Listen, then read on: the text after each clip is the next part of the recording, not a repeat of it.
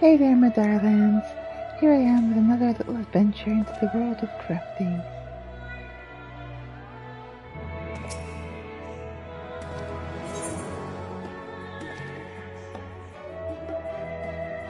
Boric isn't a spot of bother. Dearie me, whatever am I to do? I dread to think how the Professor would react if I returned without a... Oh, sorry, you startled me. I don't suppose you would happen to be a craftswoman, would you? Brilliant! Please allow me to introduce myself. I am Boric, and I am under the employ of a professor at the studium. Professor Rurushira, to be precise. She works in the field of archaeology, and is deeply invested in the restoration of relics. I have been tasked with finding someone capable of helping with her most recent project. Needless to say, I first asked our colleagues at the studium itself for their aid, but I was told in no uncertain terms that our so-called relic was mere refuse. Frankly, between the two of us, to my untrained eye, it appears to be little more than a shabby ornament or a child's toy. The professor, meanwhile, is convinced that it is unique and of great value. And far be it for me to question her. Few archaeologists have had much success as she, but I digress. Would you be willing to at least meet with the professor and hear more about our work? Let me have a look at that relic. So, you are willing to meet with her then? Excellent. Thank you so very much. She ought to be somewhere here in the studium. I don't imagine it will take too long to find her.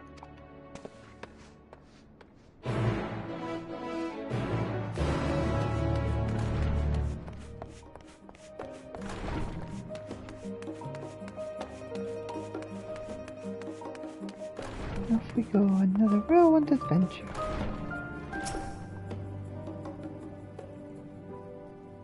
Honestly, I've never seen such foolishness. Oh dear, here's Professor Nanimo come to tell off the professor once more.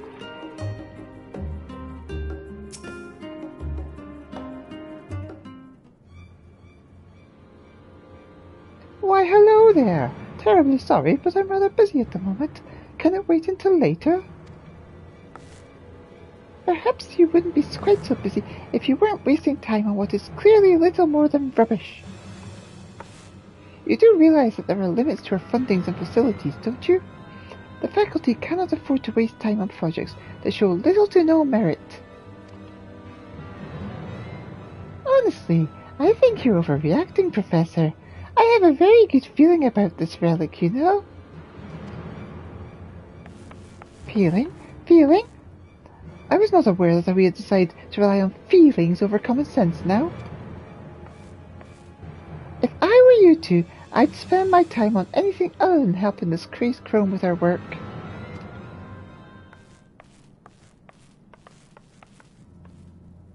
Sorry about that. You must be wondering what you've walked into. It seems Professor Nanimo is having a rather bad day. Wait a minute. You wouldn't happen to be an artisan, would you? She is indeed, Professor. What's more, she's kindly agreed to hear more about our work, which is why I brought her...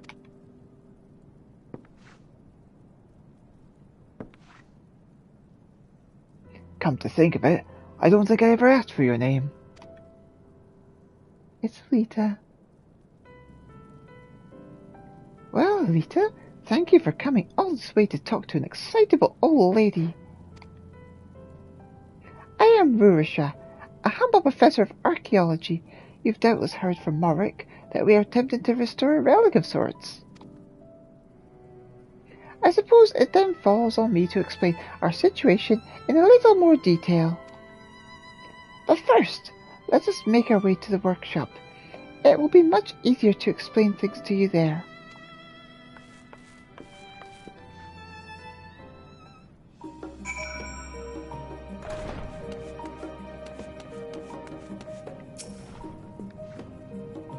I'm not sure I know anyone scarier than Professor Nanimo. Of course, he is highly capable, The fact he's become a professor despite being younger than myself is proof of that. Also, the fact that he's so passionate about work that he's somewhat hard to approach.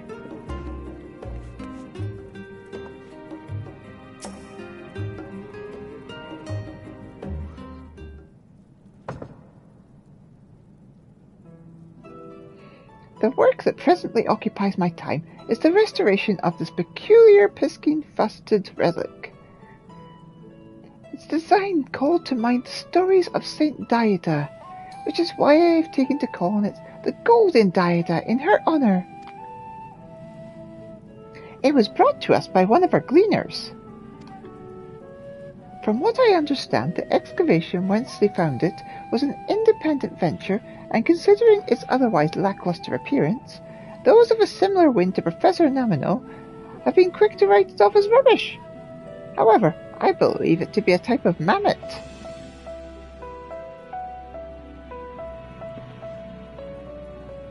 I do not wish to sound impudent, Professor, but do you truly think that thing could be a mammoth? To my eyes, it looks like an ornament designed to resemble a bird or a fish. Next, you'll be saying it can take to the skies like an airship. For all we know, it might do well that. And yes, I'm quite certain the Golden Diada is a mammoth. It doesn't look like your standard Odan mammoth, I'll grant you that, but its innards are no less complex. We just need to get it fixed, and it's bound to start moving. I know it. What's more, I have a special feeling about this one. Something tells me it possesses special qualities. Ah, another one of your special feelings. Wonderful.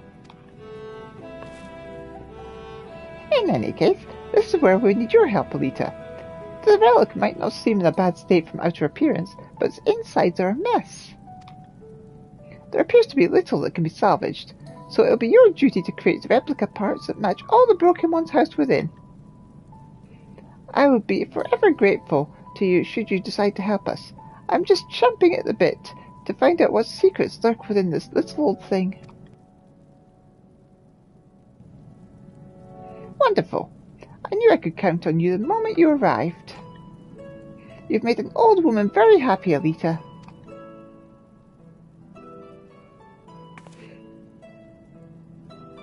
Now, let's get down to business. I'd like you to begin by working on its exterior. Though I see no signs of erosion, something, possibly one of the dislodged parts, has done considerable damage to the insides. But it won't do to work on the interior and its complex parts without first ensuring the shell housing them is sound. That said, I've no doubt you'll need to prepare a few things before you get to work. Let me know when you feel ready to get started.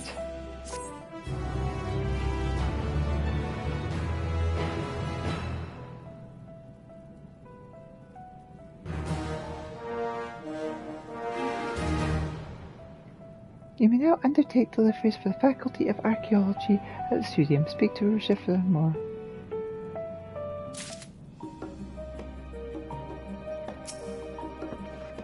I'm so glad you're helping, Professor. Admittedly, I'm still not sure this relic is worth restoring, but I could never bring myself to leave her to toil away with no aid.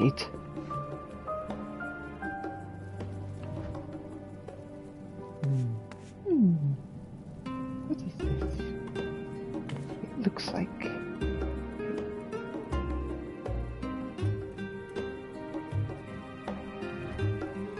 Yes.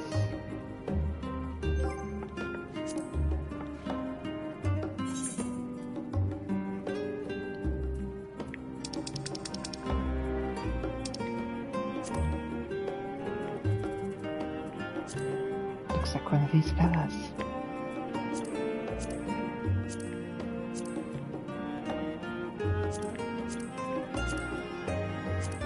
I think it's a Namazu relic.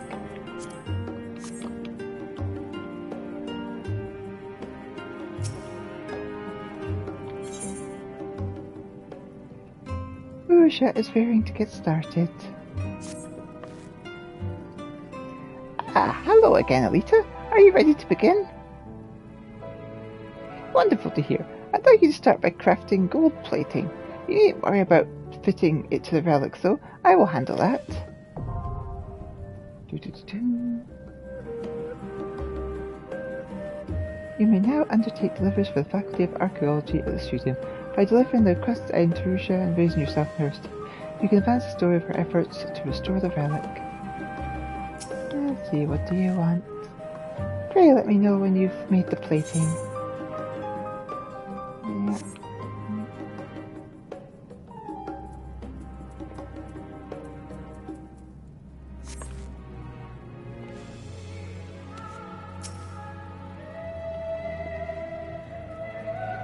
You know, there's lots of unsavory characters out there who make a living stealing relics made of silver and gold from archaeological sites, selling them on to art dealers and collectors. How much do you suppose the golden diet is worth?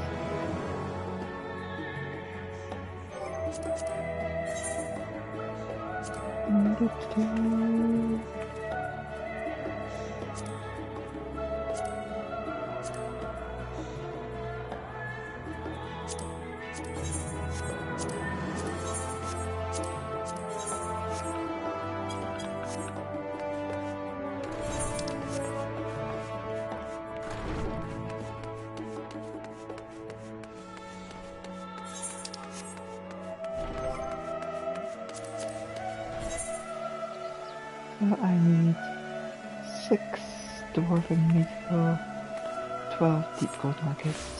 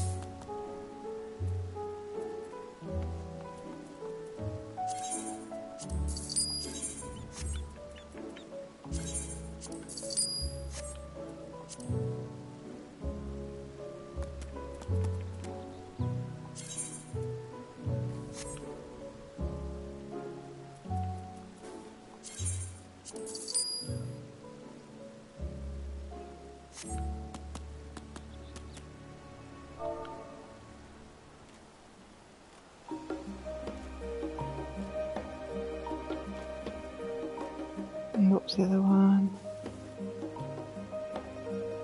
Deep gold nuggets. Deep gold. Cola.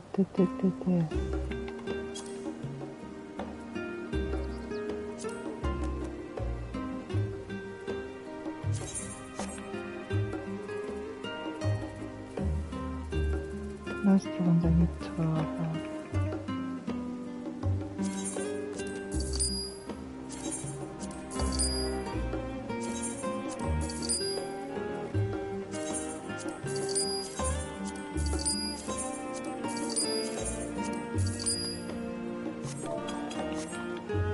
There we go.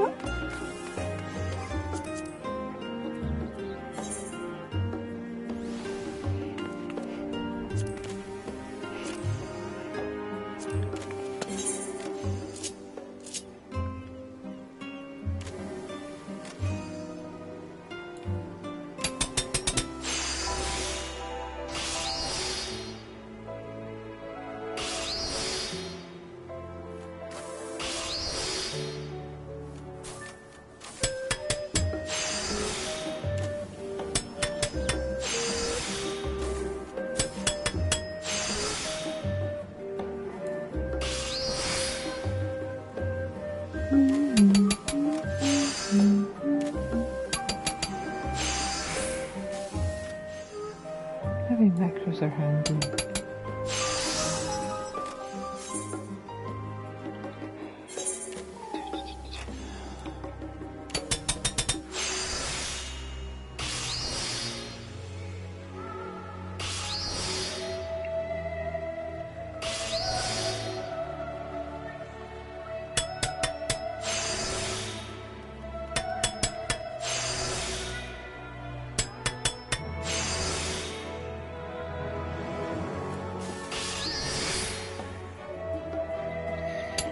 It's a bit warm in here.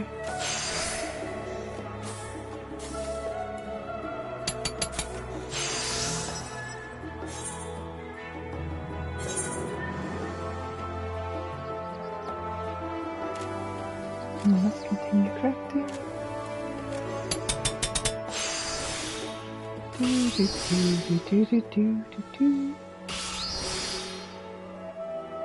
If any of you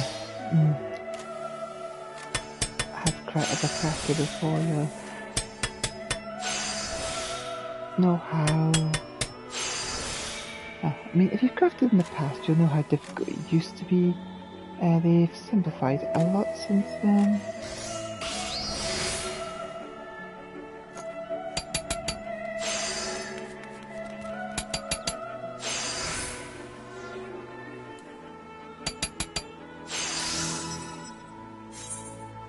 Pretty much anyone can get up to like the high-end stage with minimal effort.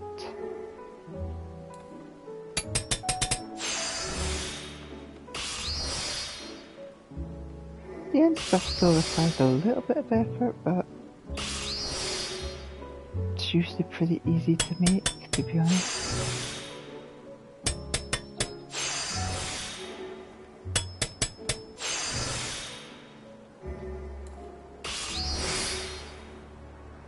I'm just fairly lazy when it comes to crafting.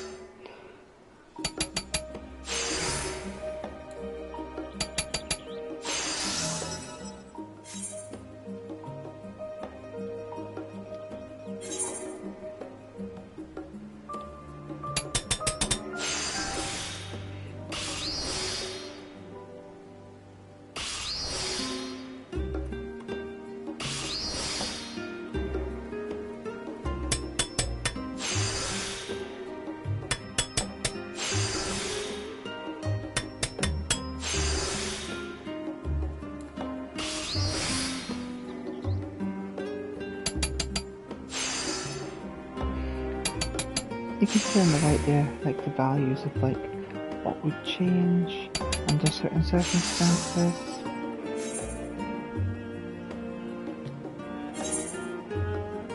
As you can see, everything's at space level there. And so if I start doing stuff, it change. It shows which ones can't be used. And you can see why it's got a bonus. So that's because it's good quality, so it means that it's going to like do something different. And because it's getting stacks of inner quiet, that value's going up as well. So that particular move will do like more.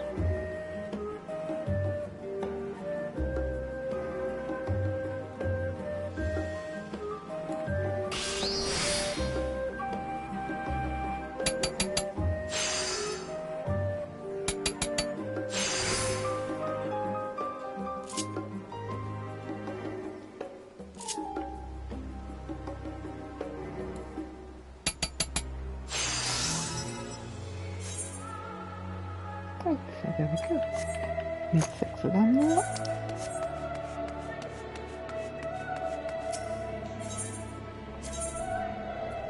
Back to the studio. Time to hand these in.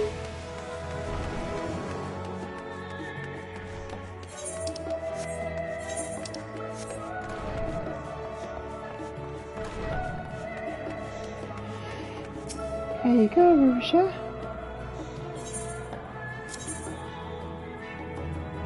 Boop, boop, boop, boop, boop, boop. And you deliver them. Great work! I can see you're a fine craftswoman indeed. Thank the gods for sending you our way. In making your first delivery, you have begun to earn Marusha's trust. Deliver the items Marusha needs and deliver them often to improve your standing with the Faculty of Archaeology.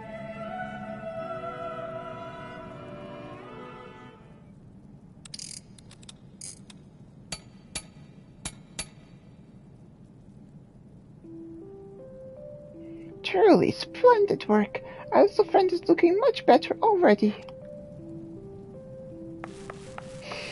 Oh, it feels like watching my own child growing up. That you are here to help means more than you know. I am glad for you to see in such high spirits, Professor. Truly I am. But is it really wise for us to use the entirety of our remaining budget on this project? Oh, Boric, lighten up. Have I ever steered you wrong in the past? Well, I suppose not. Even so, you must forgive me if I feel uneasy seeing our coffers so thoroughly emptied. Better that the money is used rather than left to gather dust, I say. While I do agree that being miserly serves little purpose, the opposite extreme may not be the best approach. Well, there's no need for you to fret, Elita. I have set aside more than enough scripts to see you duly compensated for your efforts. You don't need to, you know. But enough of talk of boring old financial matters. I believe it is time for us to start working our little friends' insides. However, know that this will be an altogether more difficult process than reinforcing its exterior. Let me know when you feel up to the task.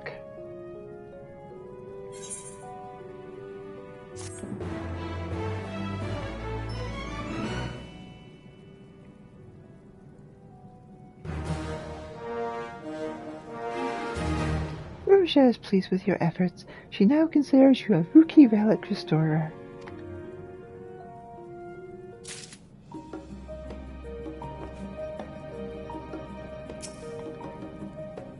We did find ourselves in dire straits financially these days. Honestly, I do wish the Professor would learn to be a bit more prudent with our funds. Rougia has noticed components are missing from the relic. Why, hello there!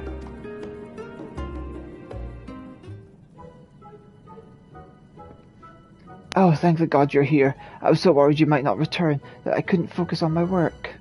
I never left.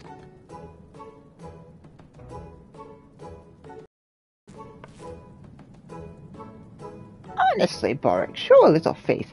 Elita doesn't strike me as someone who'd go back on her word.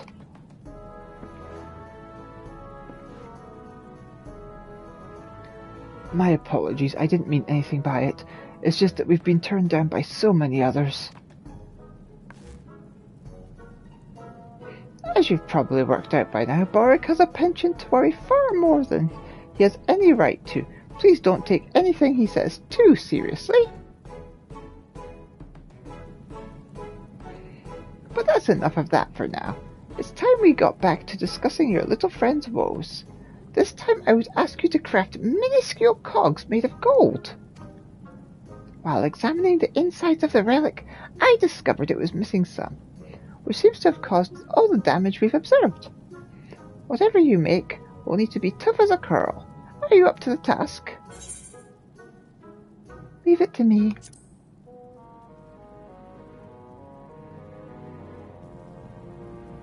Oh, it's great to know I can always count on you, Elita. Best of luck.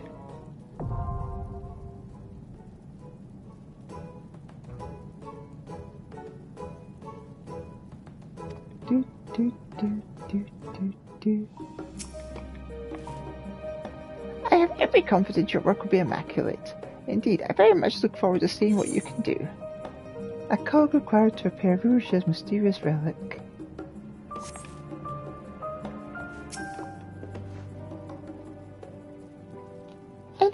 Any cog that fits inside the relic is going to be absolutely tiny. It's quite impressive technology when you consider it's from the third astral era, and not Allegan in origin.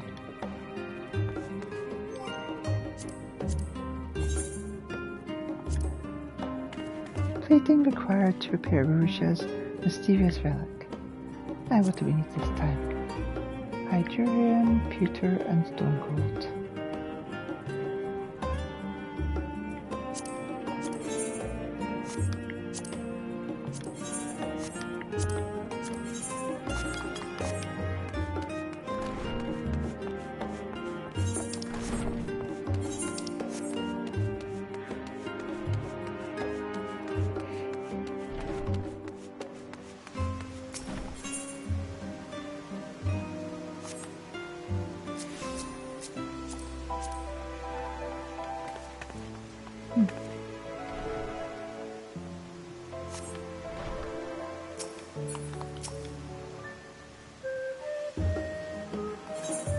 That's a pretty good likeness.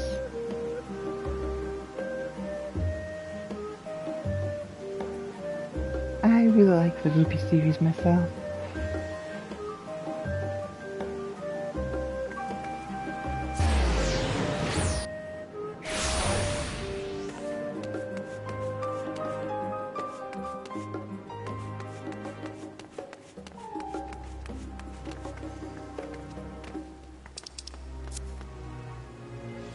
Let's see what we need.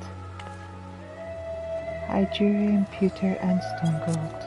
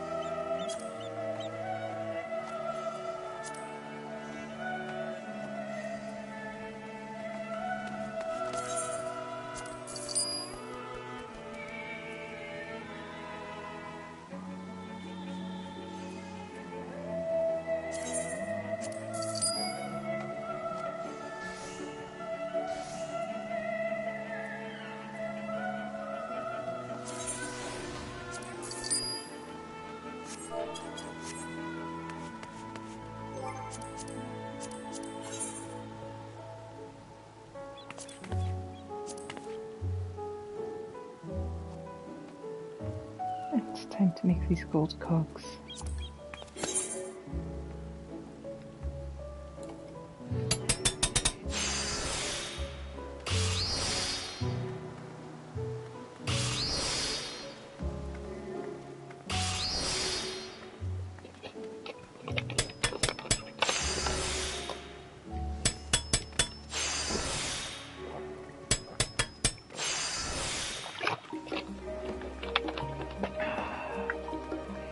Already we've reached maximum.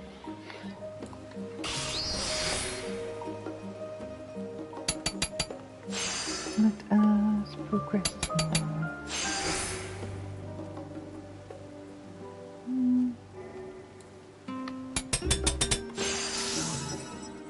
There we go. One down.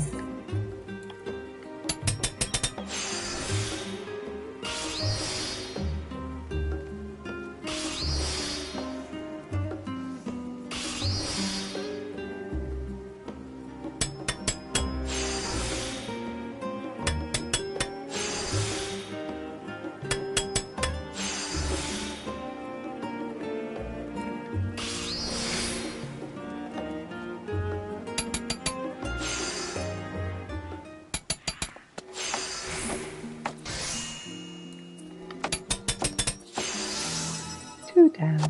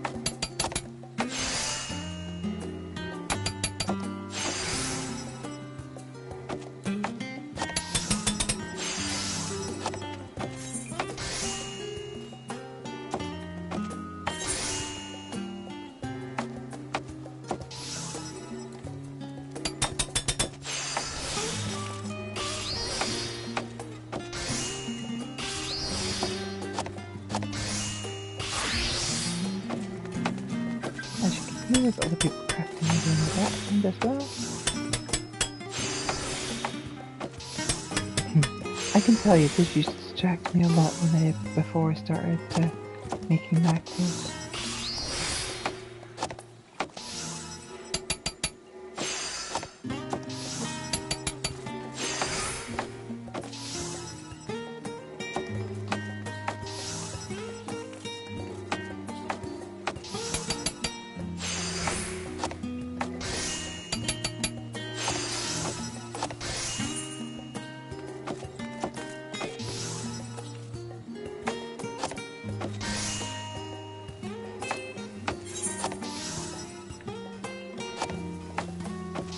Here we go. 2 more to make.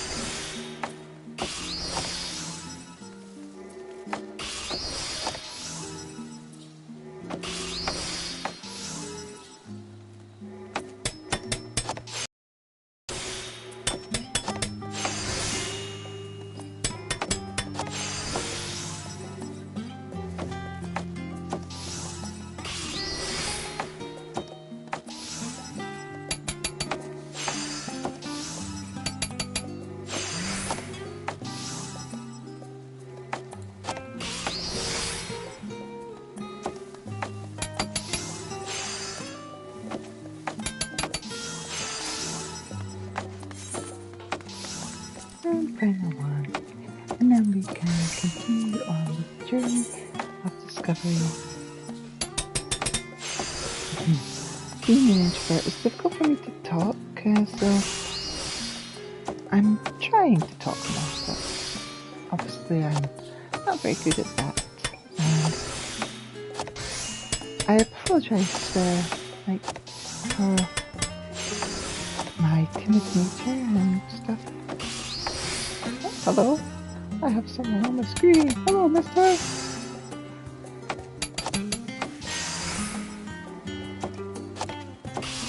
But yeah, I really love just going through the storylines of this game and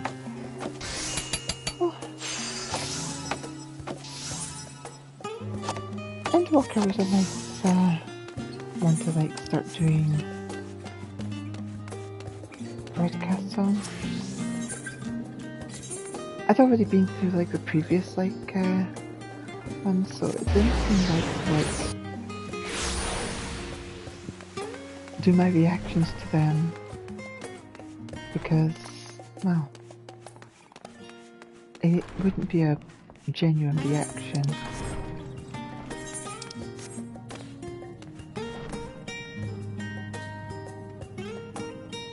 But now that I properly broadcast myself, it's a bit better.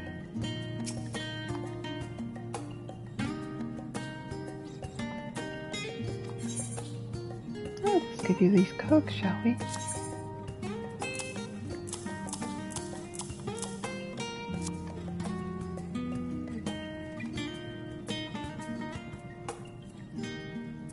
Let's hand these in. Solid work as always. Look at the detail too. It's obvious you stand head and shoulders above your peers.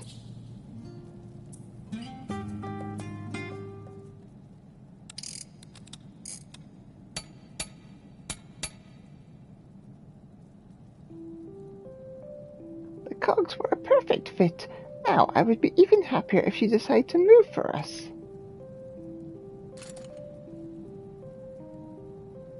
The golden data flinched ever so slightly, however it soon returned to its former static state.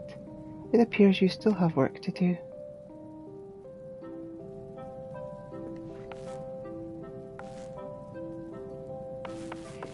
Oh, well done, little one. We'll have you moving properly in no time, don't worry. Well done. It merely flopped on the table like a dead fish. There's hardly cause for celebration. I'm growing increasingly worried this will all come to nothing, and your reputation will end up in tatters. Oh, calm down, Boric. Lest you forget, the relic was found buried with the body of what appeared to be a mage, possibly of some repute. Their tomb also contained a range of tools used by the highly skilled in the arcane acts. I'm positive this mammoth possesses great power. Well, if we're discussing what it could be, I dare say it could just as easily be a trinket, or a charm they kept on their person. And let us not forget the shady stories we heard about the gleaner who sold it to you in the first place. How were we meant to trust someone with a track record of peddling counterfeit wares? Boric, how many times have I told you not to hold others' pasts against them? Everyone is capable of change, and I for one remain convinced that this relic is worthy of study. It is true that the gleaner's livelihood depends on their ability to discern what is a forgery and what is a genuine article, but no one is without error, not even me. If our little friend here does turn out to be a fake, it simply means I've made one such error, nothing more, nothing less, although I don't believe for a moment that I have done so. After all, who will believe in me if I don't believe in myself? That's not to say I think myself infallible, mind you. Putting that aside for the moment, I shall examine our friend here and see if I can determine what problems yet remain. When next you have time to spare, Elita, pray seek us out, and we'll set about making further repairs.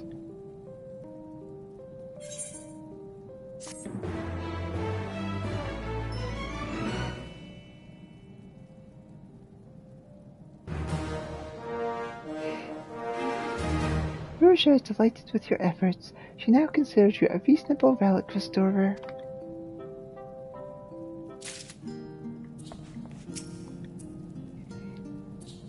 I do think there is some merit to restoring the golden data, but I'm not sure it's worth earning the ire of our colleagues. Rusha is in need of a particular part. Elita, lovely to see you again.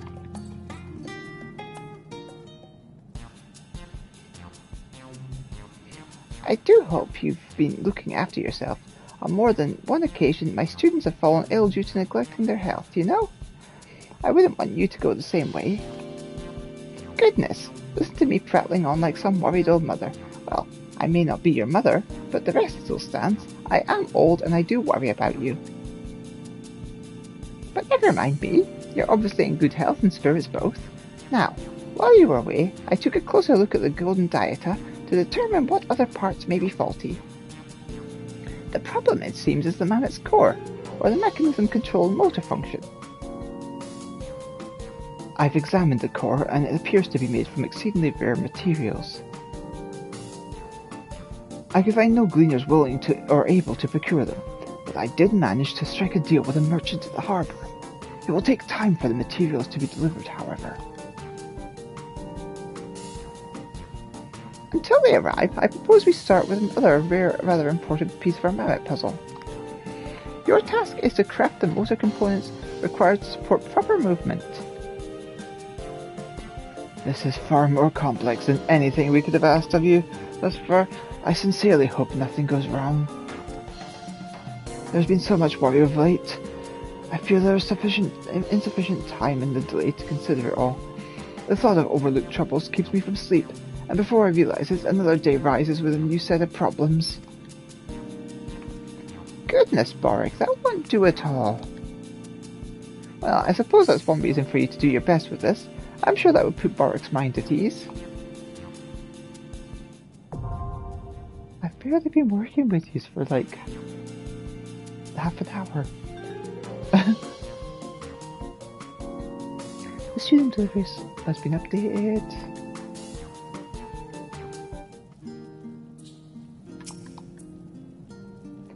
Let me know when you have finished. I fear poor Boric will struggle to sleep until the matter of this relic is resolved.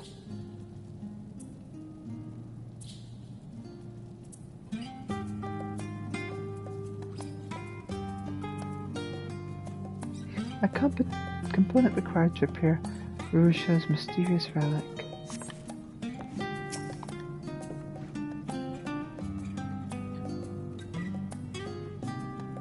Oh, I do hope I made the right decision dealing with that merchant. I cannot seem to shake the feeling I've been swindled.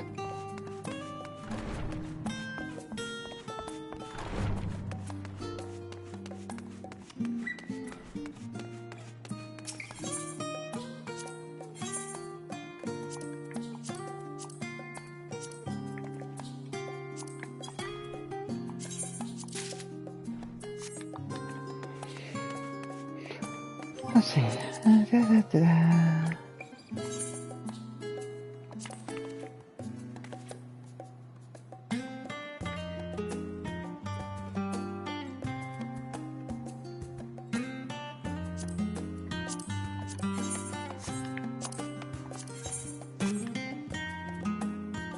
Bismuth ingot and a 5 green gold ingot.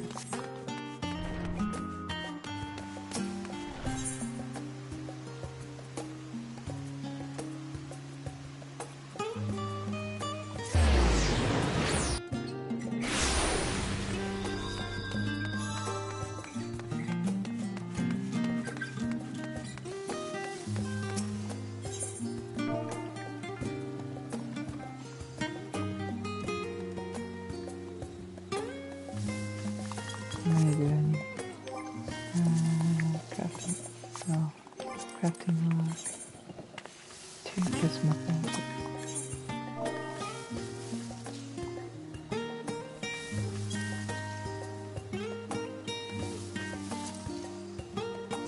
I've got 2.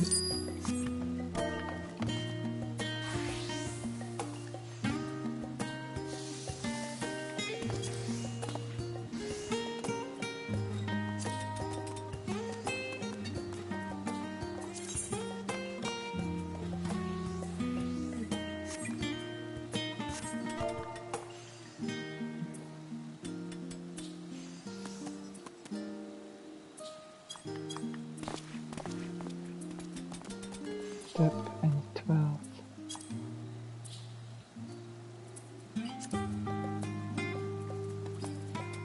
There we go.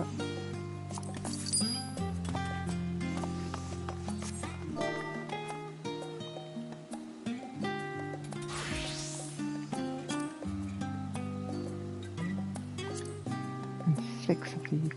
There we go. That'll do nicely.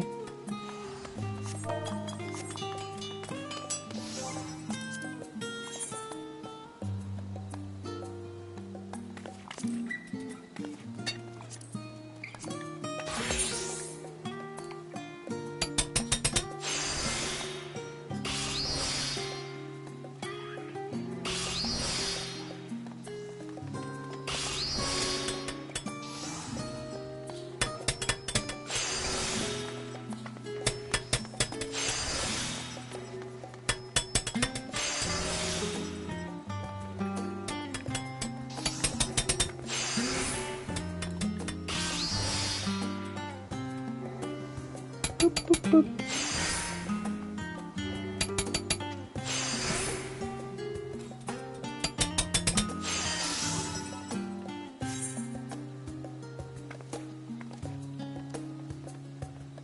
A component required to repair Rurusha's mysterious relic.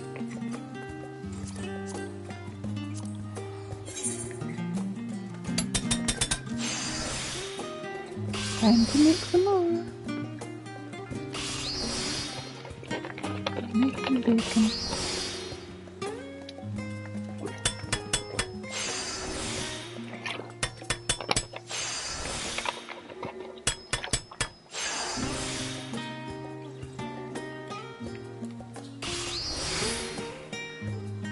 I really appreciate those of you who watch me.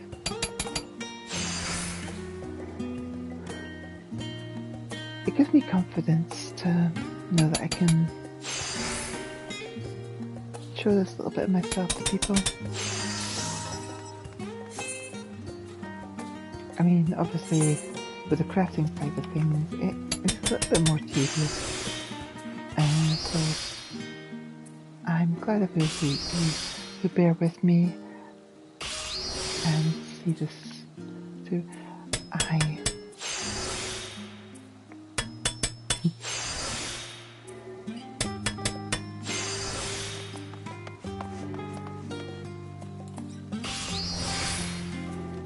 really want to see where these quests lead to.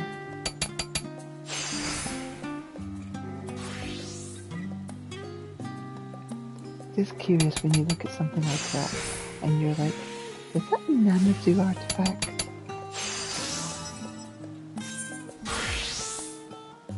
And you wonder what sort of weird thing is going to happen to it when it comes to life. Is it going to sing a Namazu song? That'd be so cool.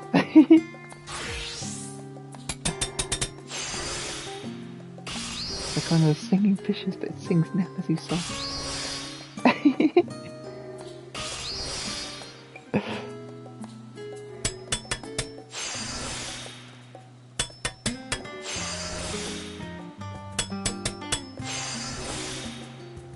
Goodness knows what value that would have in this vehicle.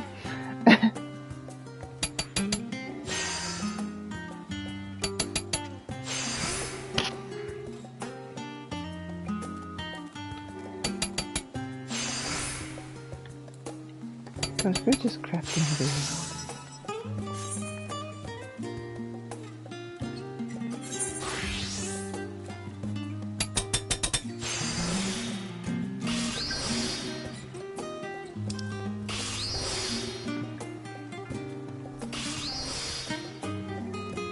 little toolbox I got there.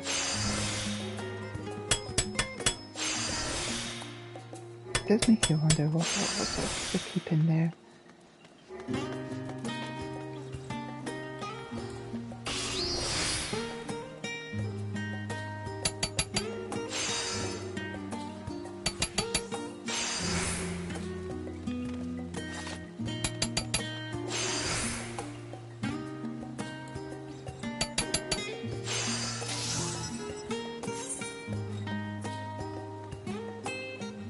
Oh yeah, I'm going to get some bonus experience soon. Woot!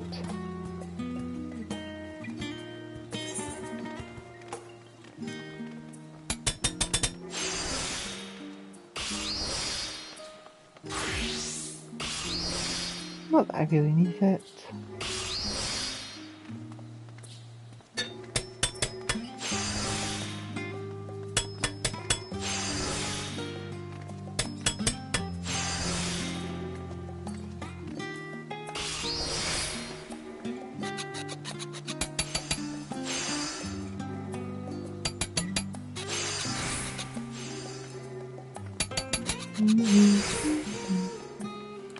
There we go, and boom, there we go, experience.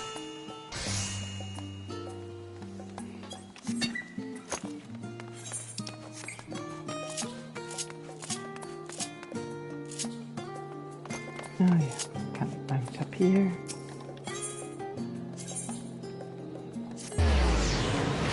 Studio looking fine. Let us hand in these little babies. Not literal babies, just like...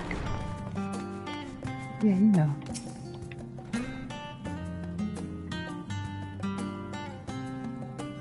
Let me know when you have finished. I fear both Boric will struggle to sleep until the matter of this relic is resolved. Oh, I do hope I've made the right decision dealing at the rush. I can't seem to take this feeling I have been swindled.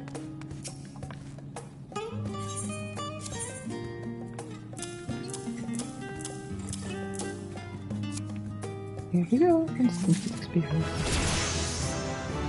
Thank you! Fine work as always. This should fit our little friend perfectly.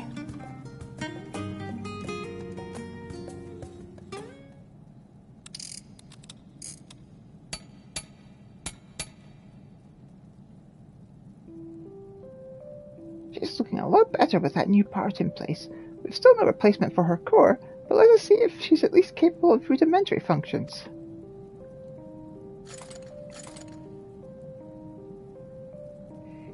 The golden data moves a little more than before. You suspect it will be good as new once you replace its core.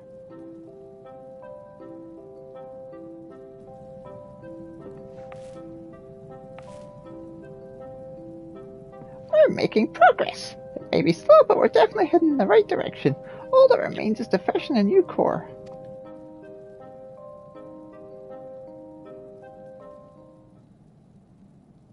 I thought I told you to cease this ridiculous work of yours. To think that the Studium's resources are being wasted on such nonsense, while my efforts to decipher ancient languages go largely ignored. You there, clumsy assistant, How have you not yet convinced her to stop this blunder of a project? You should understand better than anyone her colleagues' misgivings for her outlandish behaviour. Well, I concede I do not share the Professor's optimism for the potential of that thing, but so long as I am her assistant, I will continue to support her in whatever way I can.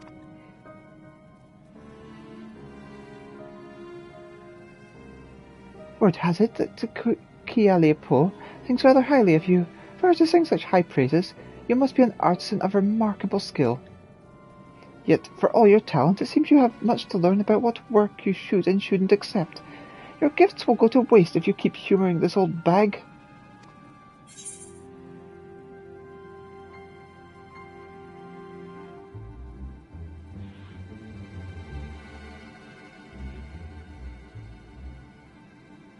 Say what you want, but I think this is a job worth doing.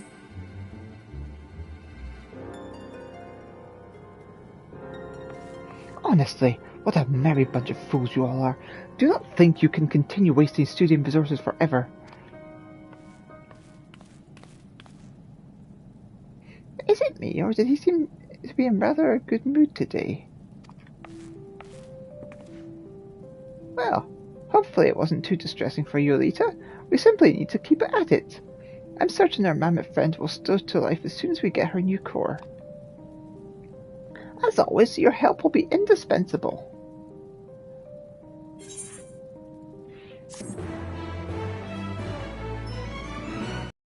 Yay.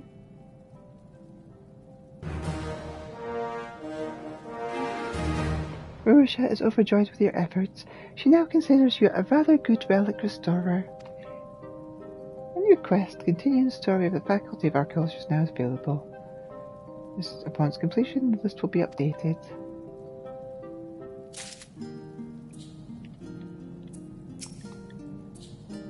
Don't you often find yourself reflecting on the day before you drift off at night? Most of the time I end up focusing on the countless things I did wrong. Rurusha has something to ask of you. Welcome back, Elita. So wonderful to see you again. We just received word of our delivery of core materials has come into port. Boric was just leaving to go and fetch them, but now that you're here, might I ask that you accompany him? I would be certain the quality of these goods, and I trust your discerning artisan's eye. Fantastic! Well, hurry along, you two. Let's be on our way then. The merchant said she would be waiting for us in Scholars Harbour.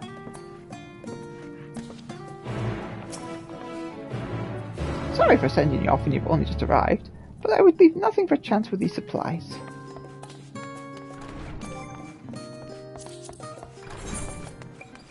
Let's see, what are we making next? A gold core required to repair Rurusha's mysterious relic. A piece of material required to craft a core to repair Rurusha's mysterious relic.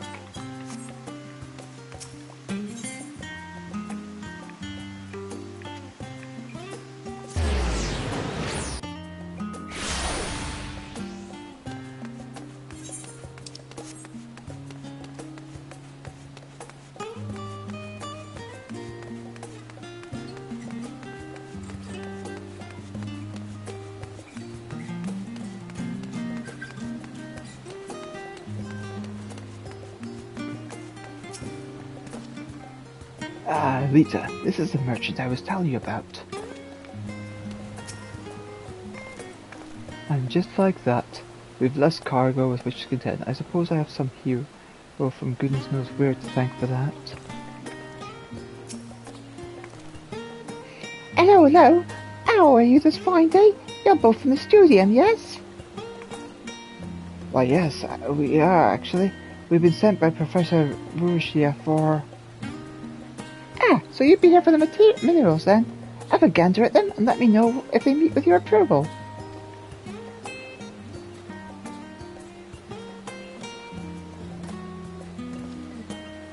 Well, this seems to be what we asked for. Any thoughts, Elita?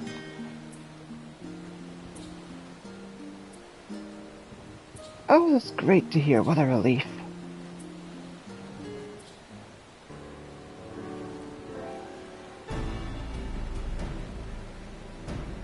Pleasure doing business with you.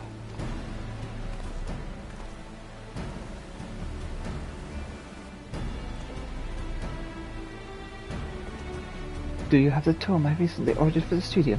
The order was placed under Namino Tayamo. Ah, Professor Nanamo. Always a pleasure. Of course I do.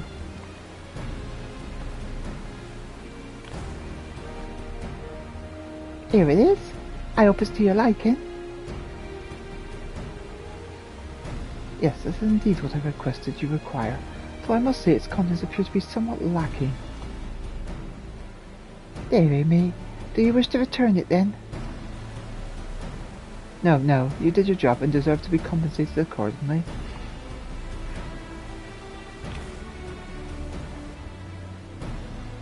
Thank you kindly. If there's nothing else, I'll be on my way.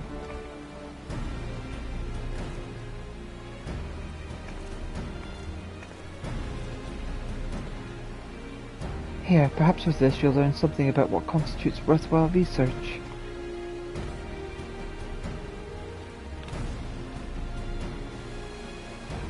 If it piques your interest, then feel free to visit me in my office. I would gladly welcome someone as determined as you to join my staff. We could do with another pair of hands.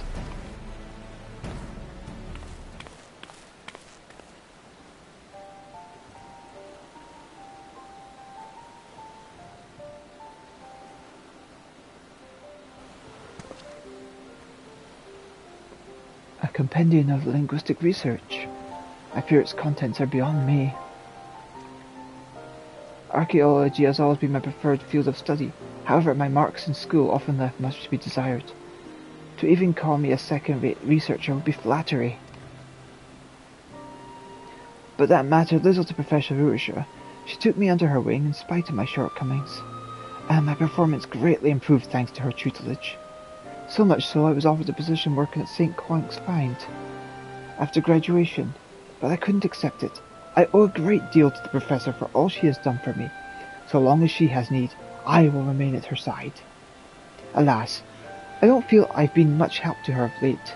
Perhaps it would be for the best if I took on a few odd jobs for Professor Namino. At least then I would be contributing to the field in some way, however insignificant it may be.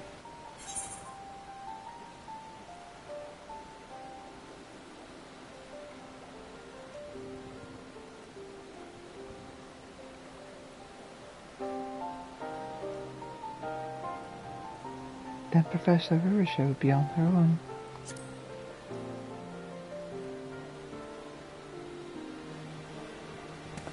Ah, you're right. This is not a decision to be made lightly. Apologies for my jabbering. You did not come all this way to hear my lamentations. Come, let us return to the Professor.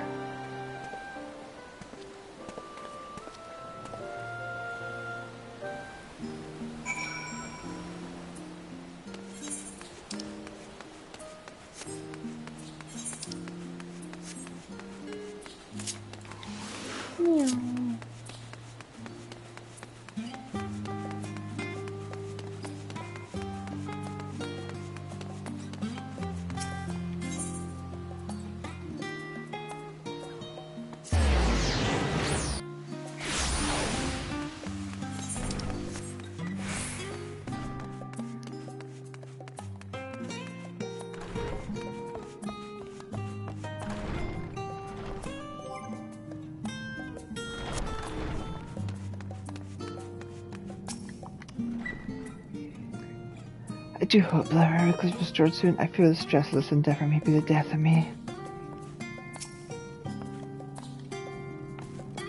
Welcome back, you two. Everything went well, I take it? Good to hear. Thanks again for lending us that discerning eye of yours.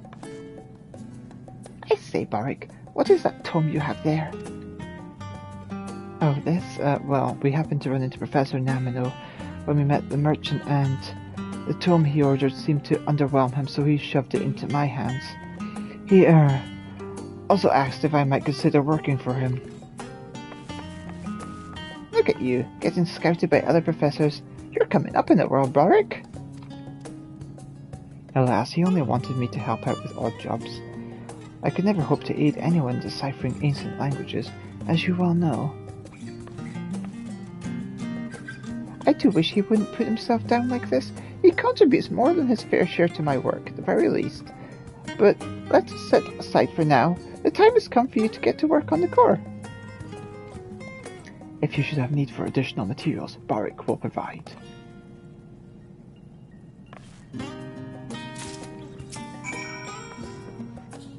We're so close. Let me know when you finish making the core.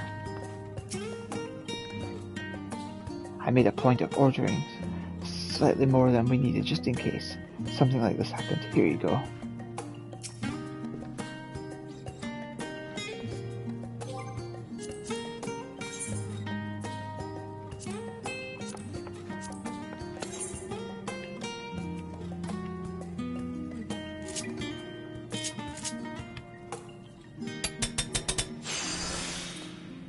Do do do do do.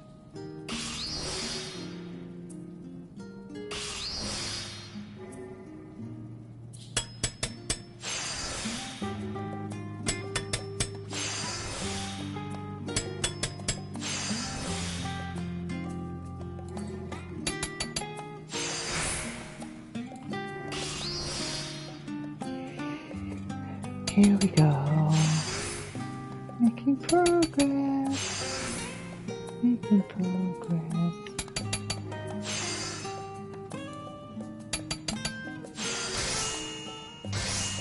A gold core.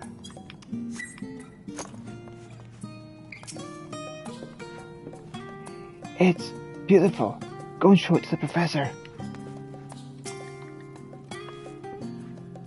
We're so close. So close. Let me know when you finish making the core. Here it is, nice and shiny.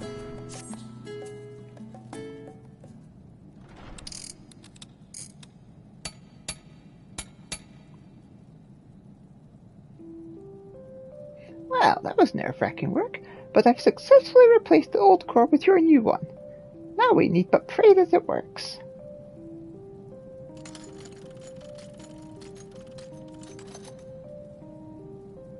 For the briefest moments, the golden dieta took flight. Unfortunately, it immediately falls to the table. A rattling sound can now be heard coming from within.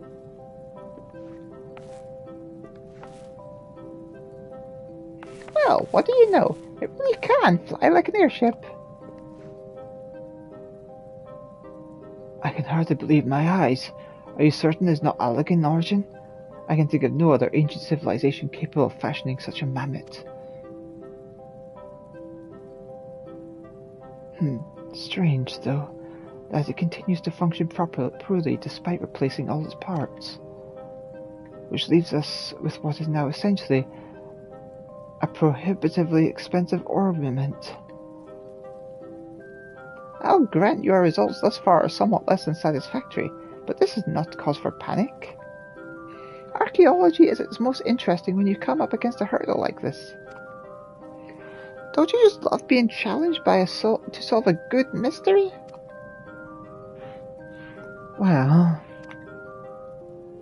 only time will tell if the golden dieta is truly a mammoth or simply someone's old plaything.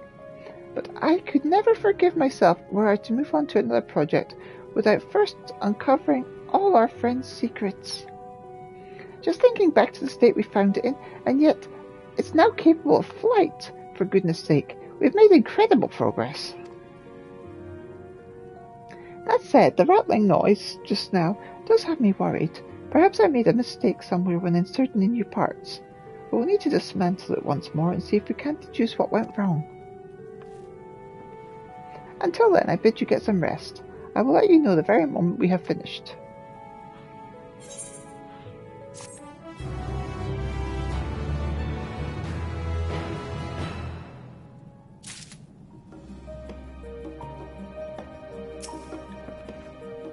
I really want to help the professor, but our funds have nearly run dry.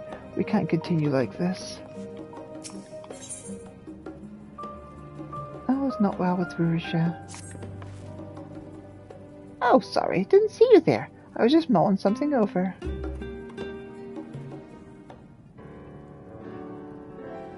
I dismantled the golden dieta after you left. after I left, and even tried oiling its parts with lubricants graciously lent to me by the Faculty of Alchemy. But after reassembling it, nothing has changed. That said, I did make one new discovery. I found this small part within its mouth. It seems to be an artificial voice box of sorts. That this piece should have anything to do with its malfunction is highly unlikely, but it is damaged. I thought it might be worth replacing. What do you think? It might help if we could communicate with it.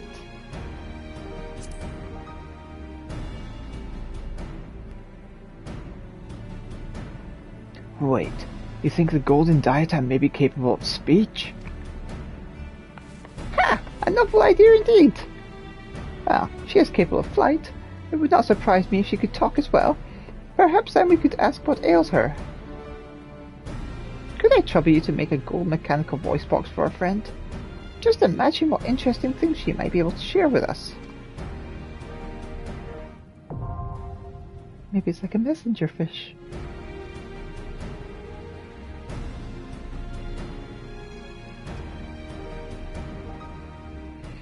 Let's see what we got next.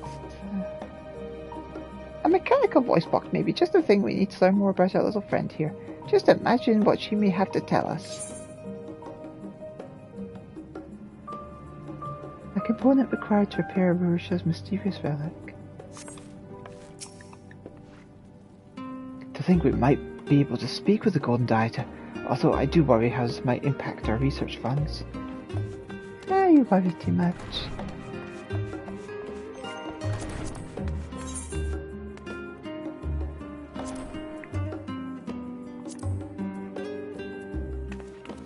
So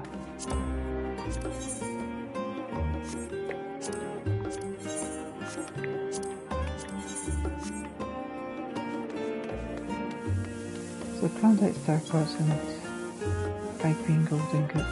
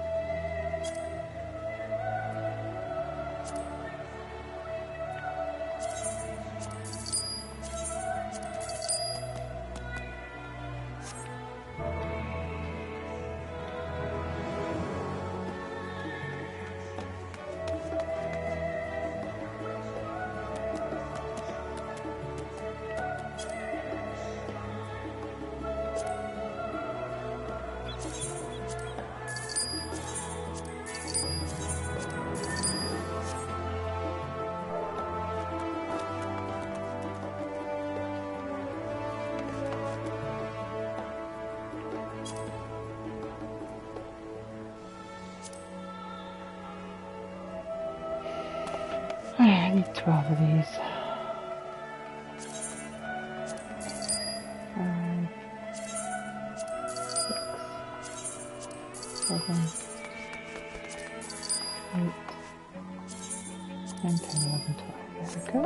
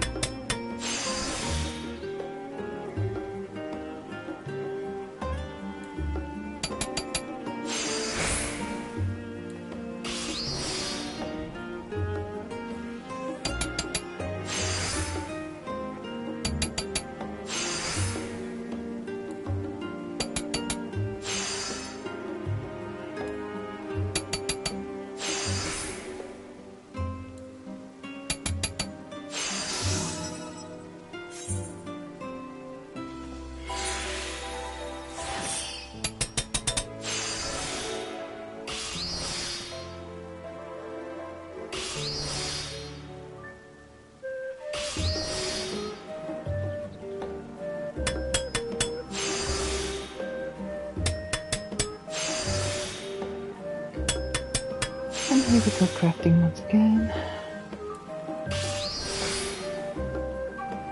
Sometimes I zone out a little bit when I'm doing this.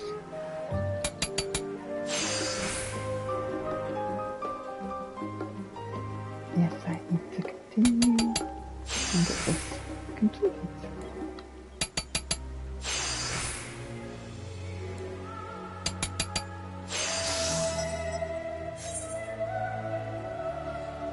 Right, I need to visit my retainers and get rid of some stuff so I can actually continue.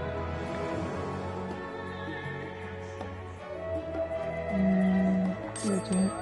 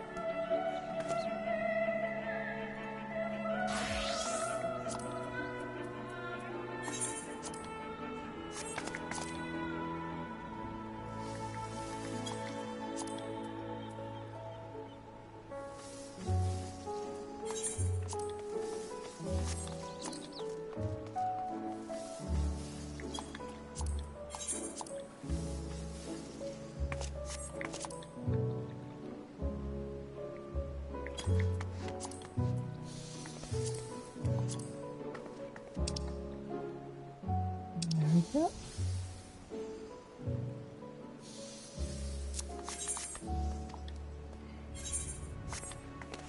Now to finish crafting.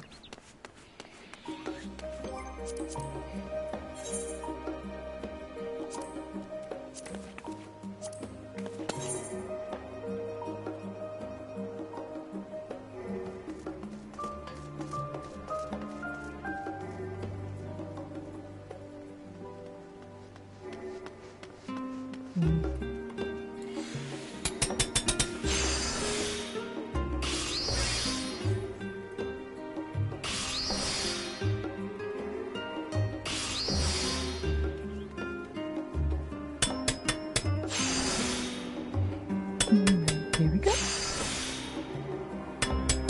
We have room for these three now. Let's not construct the third one, it's better.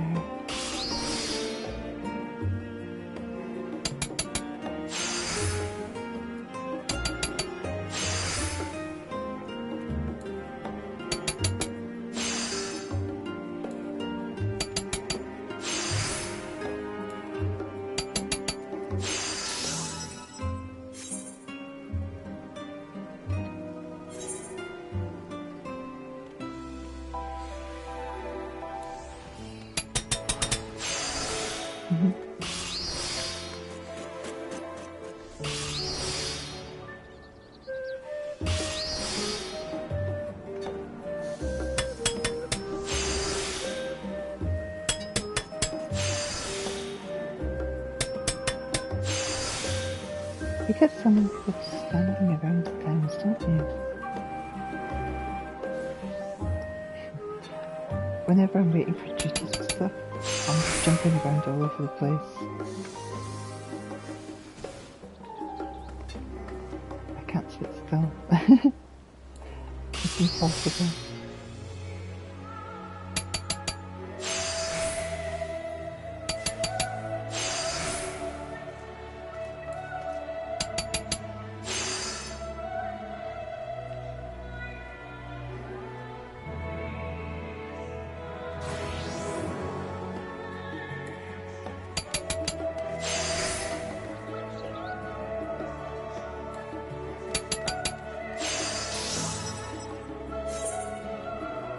And here we go, last one.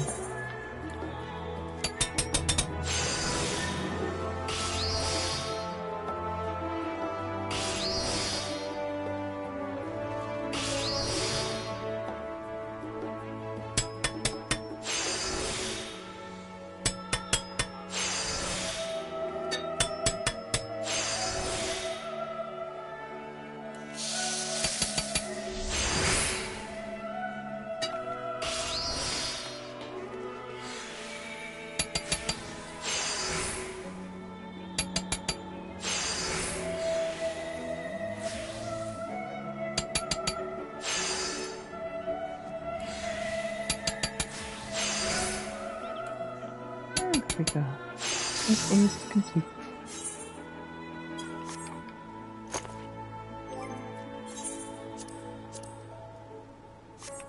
So that's it all on the same page, and then let's head back to our client and get these handed in.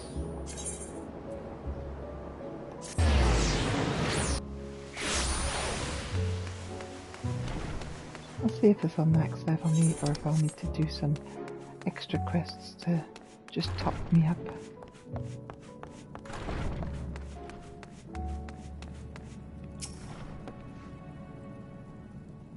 Yeah, I've already heard that.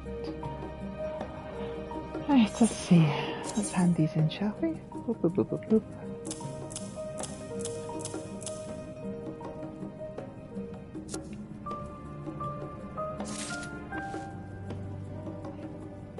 Oh, thank you.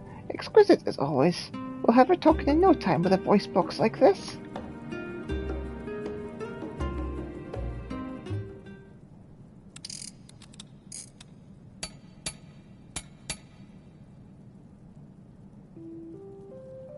Alright, let's see if she speaks.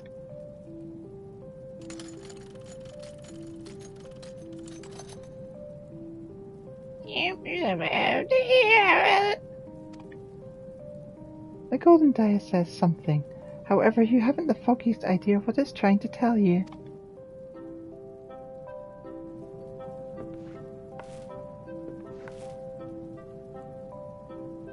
She speaks! I knew it! Did I truly hear that just now? Oh, Professor, this could be the discovery of a lifetime. That said, while it definitely made a noise, it sounded more like a song than a speech to me. Still wasting your time on your little pet, I see. Ah, Professor Namino, perfect timing. If you could spare a moment, we have need of your keen insight. I beg your pardon? Did I do something to suggest I wish to waste my time alongside you? Don't tell me you've actually made progress.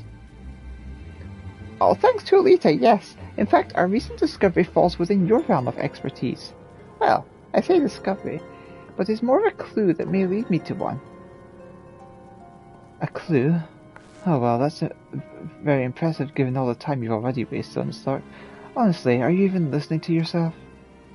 Regardless, I did not come here to discuss your latest failings as a researcher. Allow me to be brief. In light of your wasting research funding, I have asked the student to consider if your continued employment is worth to anyone here aside from yourself. Just look at how stressed your assistant is.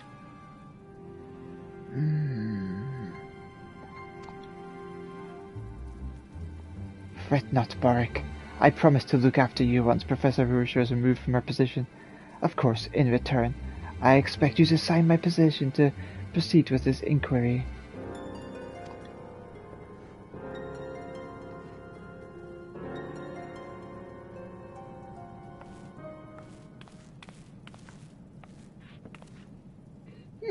Well, that didn't go according to plan, did it? Considering the linguistic nature of our problem, I was hoping Professor Namino would be willing to assist us. If only I had spoken up sooner, perhaps it would not have come to this. Forgive me, Professor, but the day has given me much to consider, if you will excuse me.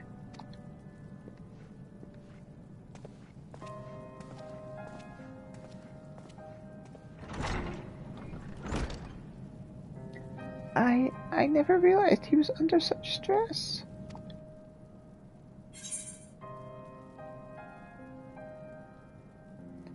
Will you not go and speak with him?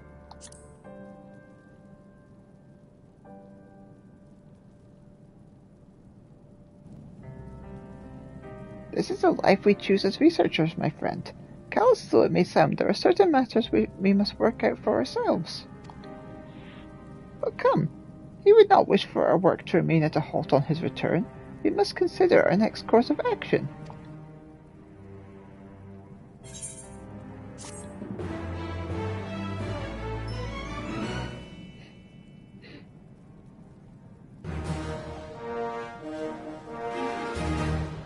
Marusha is thrilled with your efforts. She now considers you a top-drawer relic restorer. A new quest, Continue Story, is now available. Speak with Marusha either at Blacksmith Armor level 90 to undertake the quest.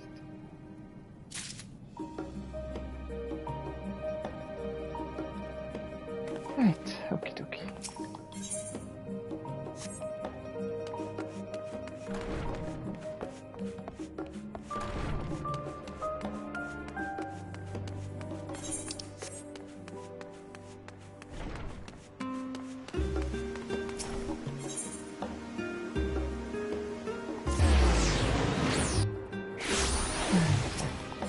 I need to go to...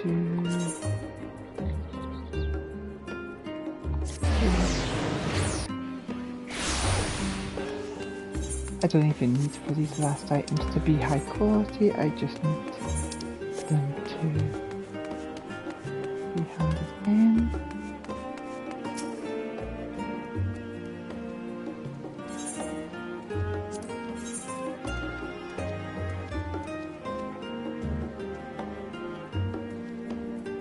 I don't believe, yeah, these two have been done, so just these two. Deliver a star quartz with Span of Aiming. And a Klondike Magitech Planisphere.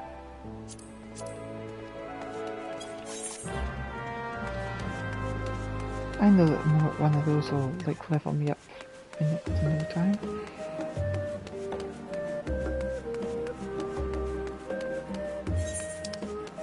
Actually, probably making them will level me up.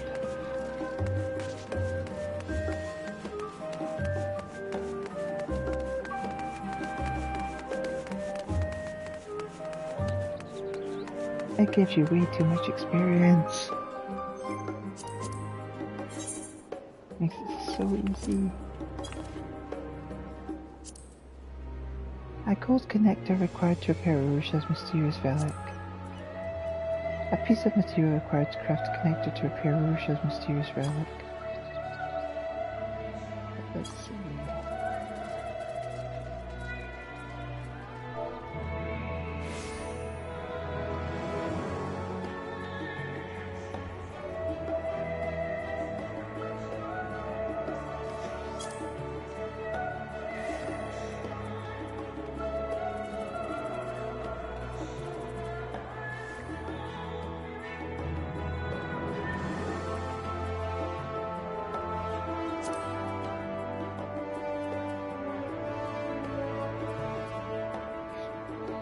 Alright, what do I need? I need...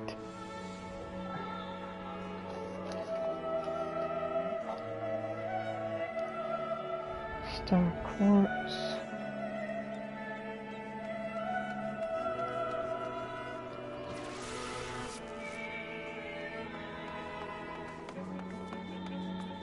Chondrite. Ingot.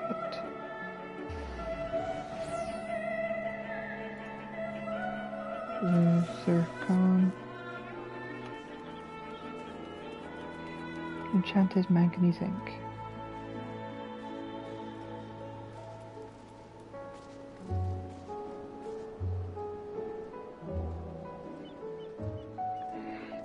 And what do I need for the other item? Star quartz with Band of Aiming.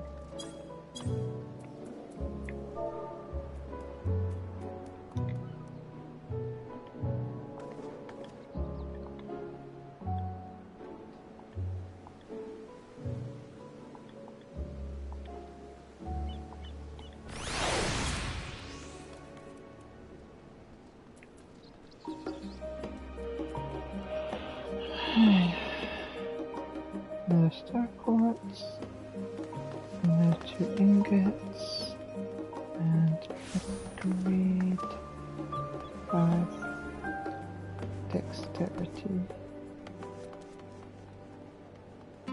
Alkahest.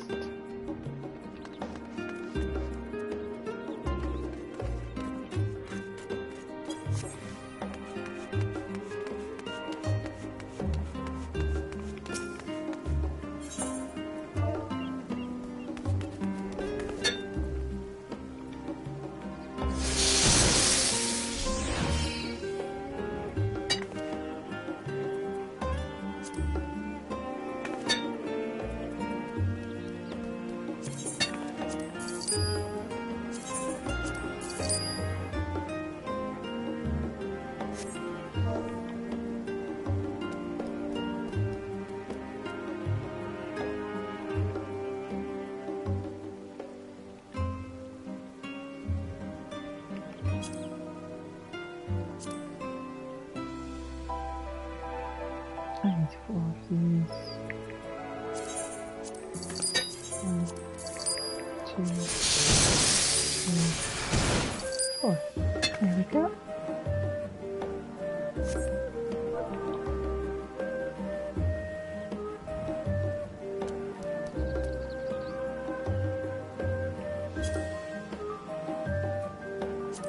I need 1 of these.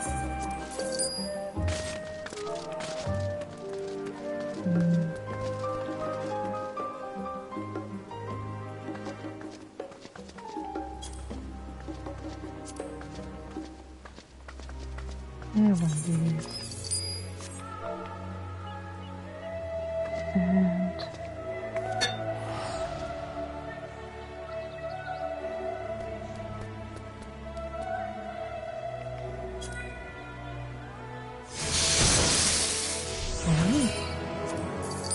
there we go. Perfect.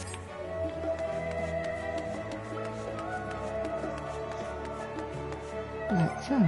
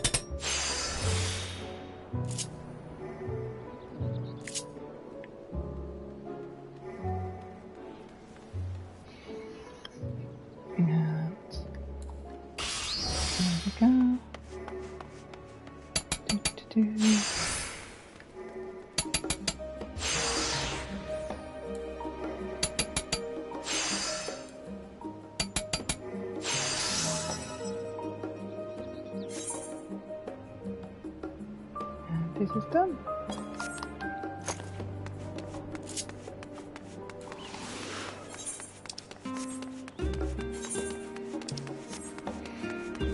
Those 2 can be handed in.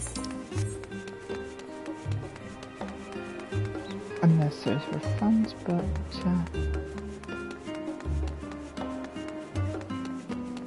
here we go.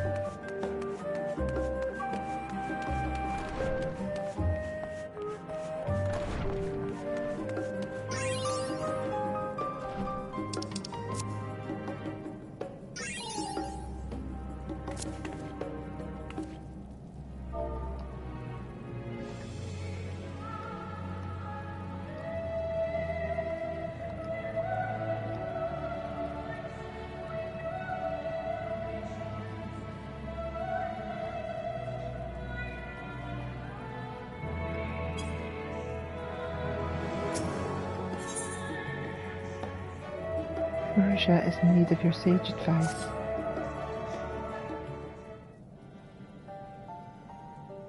Elita, fortuitous timing as ever.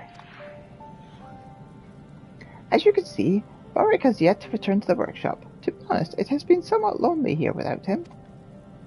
For mercy, I have managed to make progress with the golden dieta by way of a rather curious discovery. Initially, I thought to leave her be, fearful of damaging the parts you've laboured so hard to provide, but then curiosity got the better of me. I dismantled her yet again, but this time I discovered a black stone inside. A connector of some sort, coiled all about it. Any ideas what it might be?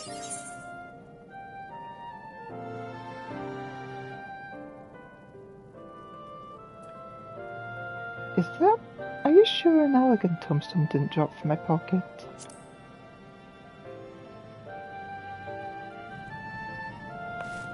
Ah! An elegant tombstone, you say? It does have the customary patterns of a tombstone, but the texture is certainly similar. Based upon where we found her, I very much doubt our friend here was created in the third astral era. No, the fifth astral era is more likely. Perhaps even the beginning of the sixth.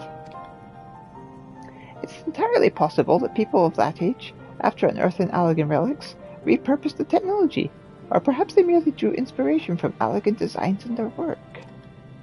If this was meant to store records, which I believe it does, I would have expected it to serve as her core, much like the mammoths of Oda. However, the golden dieta's core has an altogether different function, which is why I suspect the stone, and whatever knowledge is stored within, is meant to supplement the core, hence the connector I found wrapped around it. Tell me, little one, just what secrets are you hiding? Elita, would you be able to fashion a new connector for her? The one I found attached to the stone is clearly not working as intended.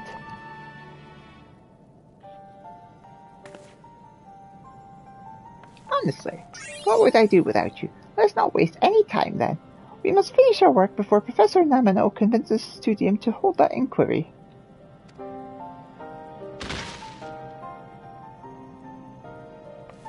This may well be the last request I ask of you, so please, any materials you require. But ask, and I will see to the rest.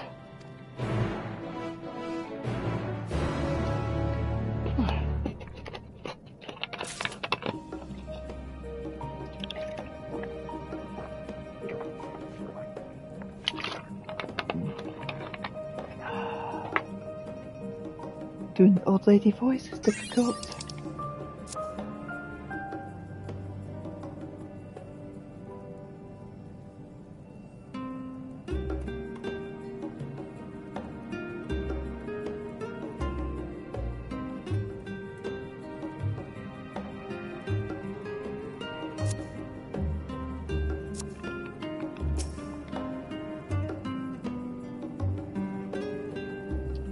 Pray make that gold connector as quickly as possible. The box is full to bursting with materials. Urusha bids you take as much as you require.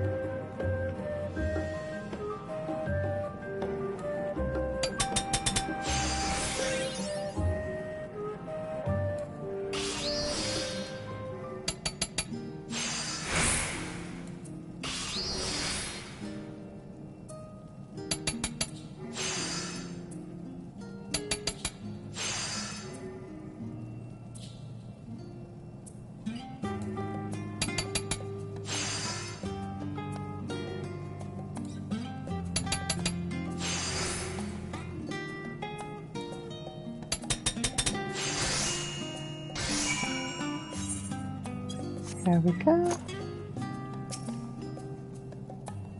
No need to be greedy. Urusha is waiting for you to deliver the gold connector. Pray make that gold connector as quickly as possible.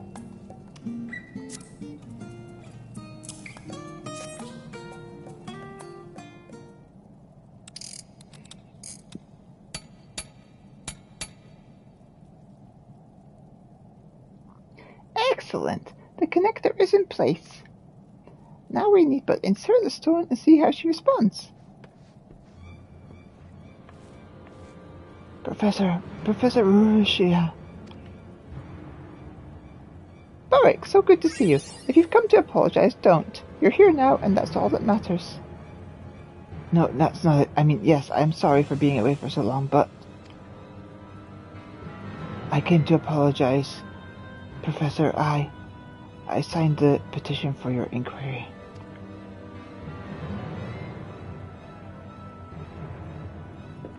Your research is leading you nowhere, Professor, and I thought it better you resign than tarnish your legacy with this final project.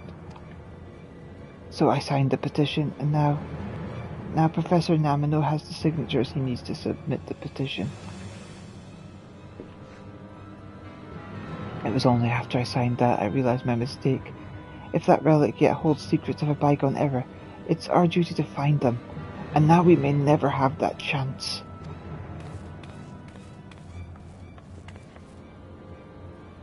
I take it you heard the good news?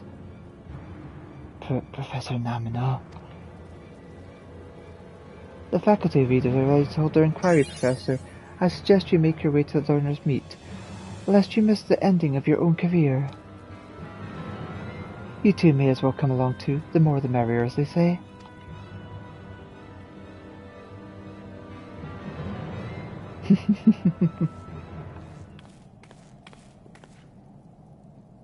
Always in a hurry, that one. You must really learn how to relax.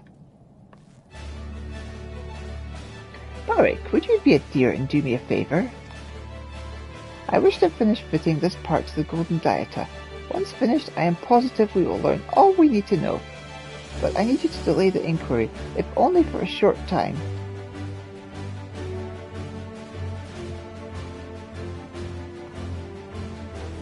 No need to worry. I suspect it won't be long before the old girl stirs to life this time. Go ahead with Boric and wait for me at the learner's meet. You can count on me.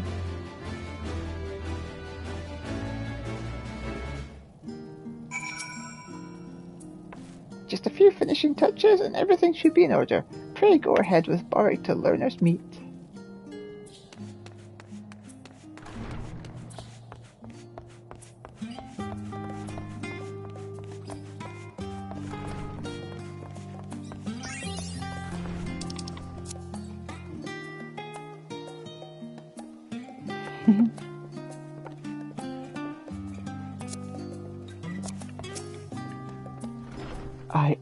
Professor Namino,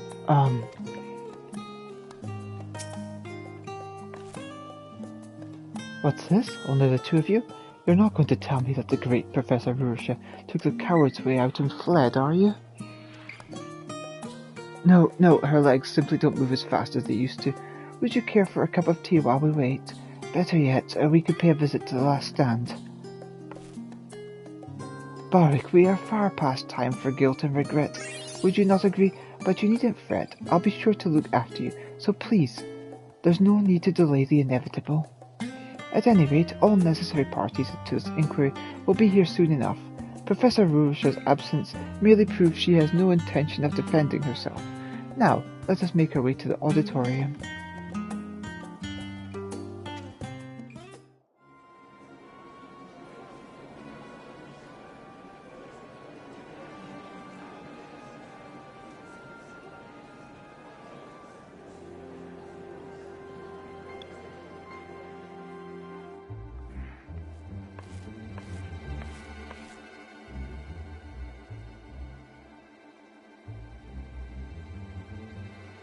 Allow me to preface this herein by stating that I have the utmost respect for you as a fellow academic, Professor Urusha. However, given the support behind this recent petition, we have no choice but to consider the matter of your continued tenure here at the studio. You stand accused of squandering studium funds on the restoration of a relic of questionable origin. And she has refused time and again to heed my request to cease her activities. She is convinced that the relic in question is some sort of mammoth, but I have not witnessed it move even an elm. What's more, the gleaner that found this so-called relic has a history of delivering counterfeits in the past.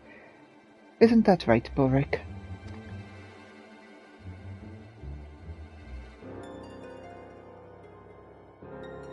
Come now, Professor Namino. Nobody's perfect. And for the 100th time, that mammoth is something special. You just need to be patient with her.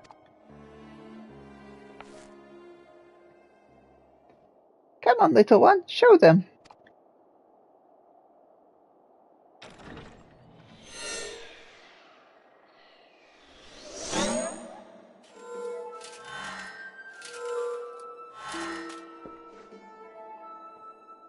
I seen things.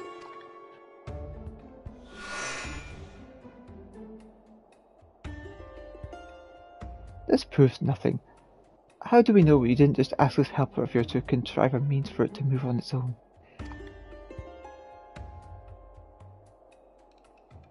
Well, I suppose it falls on me to confirm as much. Tell me, did you do as Professor Namino suggests?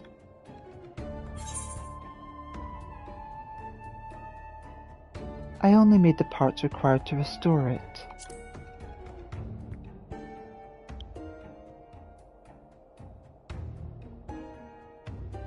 She speaks the truth. Naturally, someone of her ability could doubtless make modifications to allow rudimentary movement, but I don't think even the best in her field could achieve this.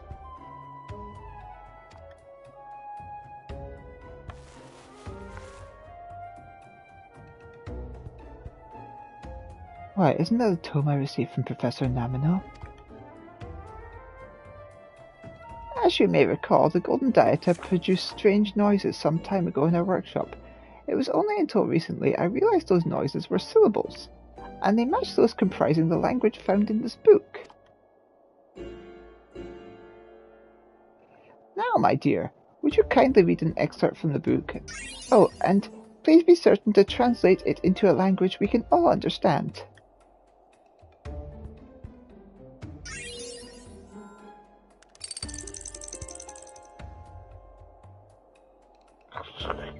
The serpent that sleeps in the deeps slowly sheds skin of old.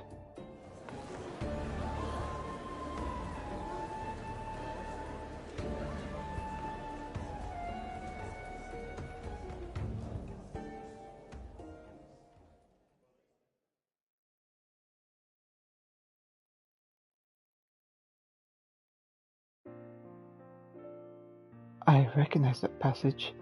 It has something to do with the magics that control the life stream. At least, I would wager that's what the serpent represents. It aligns with everything my research has uncovered thus far. Then this relic is an ancient translation device, yes, and here I was convinced that Professor Urusha had all but lost her critical faculties. Yet clearly it was I that was entirely in the wrong. I have been too quick to belittle the work of others, thinking only of what immediate benefit they might have to mine. A researcher should be inquisitive and reflexive, but I have only been selfish and overly prideful. Please allow me to extend my sincerest apologies. If anyone should be removed from their post, it is I. Oh, stop. You needn't be so dramatic. If not for your passion for linguistics, I would never have discovered the importance of this relic.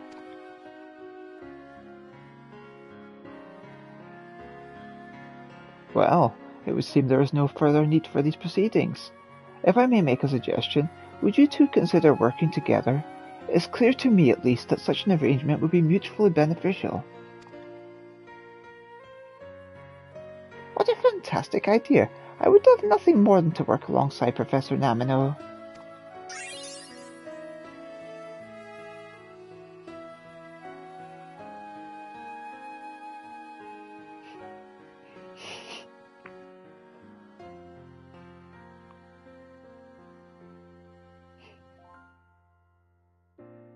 Pray allow me to thank you for helping Professor Urusha with her research. Were it not for your intervention, I fear we may have committed a grave error and silenced a perfectly capable researcher along with her work.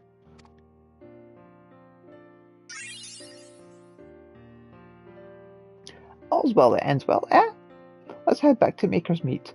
I need to thank you properly for everything you've done.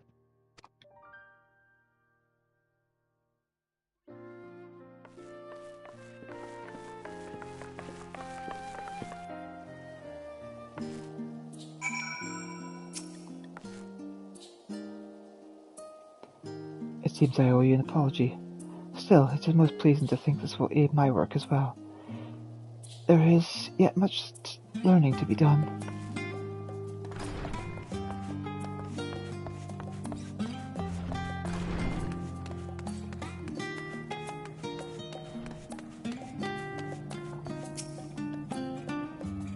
The serpent sleeps in the deep, slowly sheds its skin of old. Eventually, the serpent devours its own tail and renders new flesh using its own. The pain felt will cause the earth to quake, the mountains to crumble, and the rivers to run dry. Thus, 7 wedges must be driven into its back.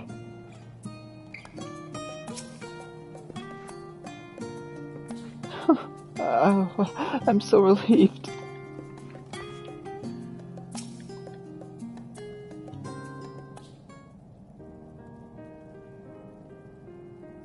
I thought I was acting in your best interests, but, well...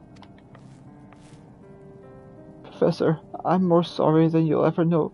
Would you even consider allowing me to work as your assistant once more? I'll give you all the time you need to decide. Listen, Boric, you don't need to apologize to me because nothing's changed between us. You never stopped being my assistant. And please, do yourself a favor and stop being so hard on yourself all the time. I couldn't ask for a better colleague. Though I suppose there is one thing you could do with learning. Patience. Our work often takes time to bear results, after all. Now, are you ready to get back to work? Oh, Professor.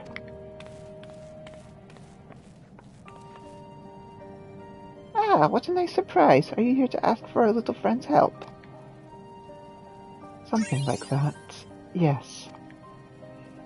The book I gave your assistant was merely an abridged compilation of works on ancient languages. What I have now are complete inscriptions of the text I am presently studying. I simply must know what is written here.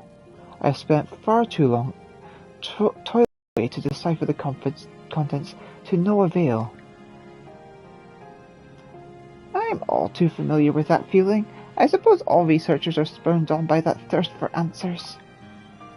Perhaps said answers will even help with recent anomalies in the live stream. I'm sure some of the other professors at the studio would love to hear your findings. Well, you reconciled your differences quite quickly. Would that I could relinquish my worries so easily.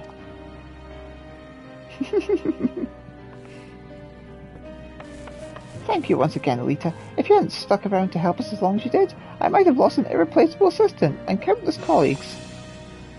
And that is not to say nothing for your academic leap forward we're about to make, thanks to your hard work.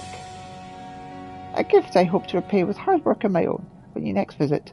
I'll be sure to have a number of fascinating discoveries to share with you.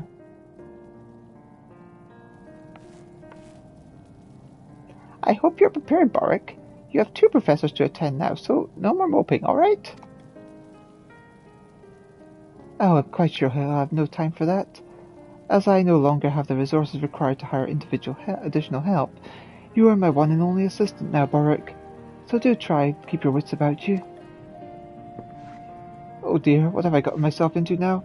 Well, at least the subject matter is interesting.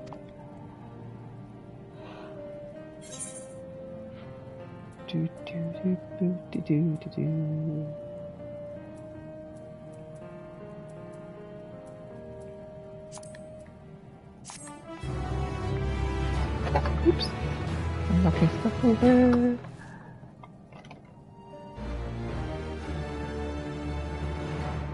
completed all of Rouge's tasks. Rouge is deeply moved by your efforts. She now considers you a masterful relic restorer.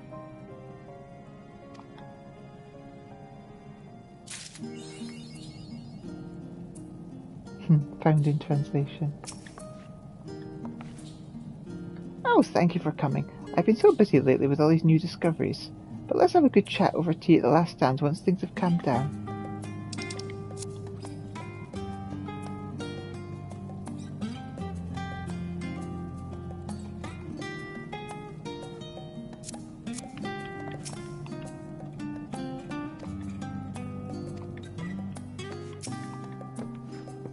I'm busy as never before, but I'm loving life. Professor Namino has been rather calm lately, and I'm sleeping even better at night.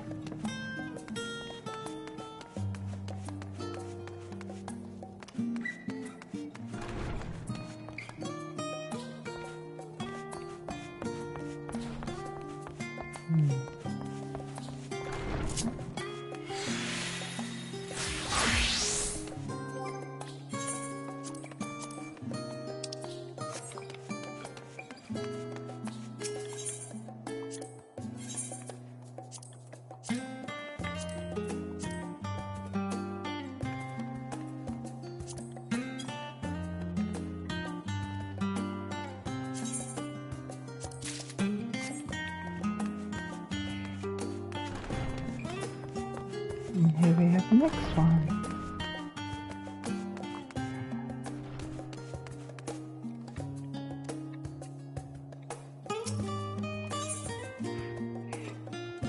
The boy is looking a little green around the gills. Greetings, madam. I am Deborah, student of nutritional sciences from Professor Gallivot's research library at your service.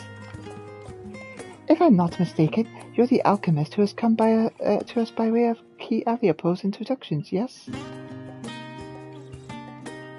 Wonderful. I would very much like to request your help with a certain... oh my... Forgive me, my stomach is not entirely at its best. Professor Gallivot bid me try a sample of a newly created comestible, you see? The taste was, and the texture, oh dear. Perhaps you should just experience it firsthand. 1 mouthful is worth 1,000 words, and all that. Pray join me over at Baker's Meat, and I can initiate you in the wonders of experimental foodstuffs.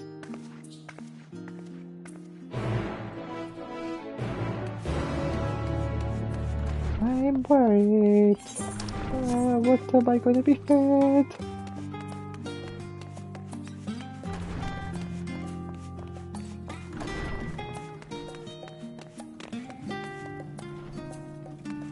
You're over here. Perhaps the occupant of the tomb we found, the Mametin, was a translator of sorts. Oh, I can't wait to discover just how many languages our friends can translate.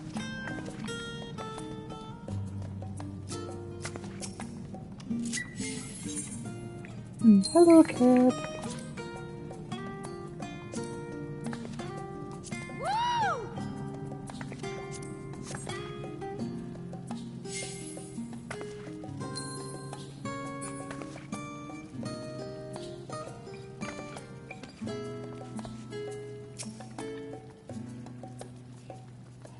Thank you ever so much for coming. Let's set the table for you, shall we?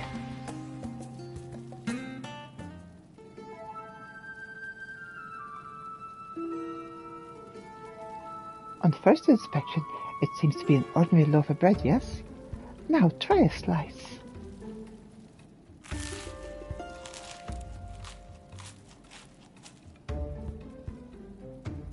Oh. The initial flavour is like a rush of indescribable hatred, which gradually transitions into a sense of deep and abiding despair. It is quite possibly the worst thing you've ever eaten. Doesn't it taste awful? When it comes to the perfect meal, flavour is irrelevant. Professor Gavilish, I wasn't, Why, the very concept of gourmet cuisine has led to all manner of unhealthy excess. Too much salt, too much sugar, and entirely too much fatty content is employed in the pursuit of satisfying this obsession with taste. The panaloaf we are labouring so hard to produce will contain everything necessary to sustain an adult body in one efficient, easily consumed serving. As I said, the perfect meal. Professor, if I might introduce... By Thalic, all this time wasted on idle chatter. If we are ever to attain perfection, then every spare moment must be spent upon our research. Your task was to improve on Panaloaf's digestibility, was it not? Then let us be getting on with it. Swift, sure, efficient.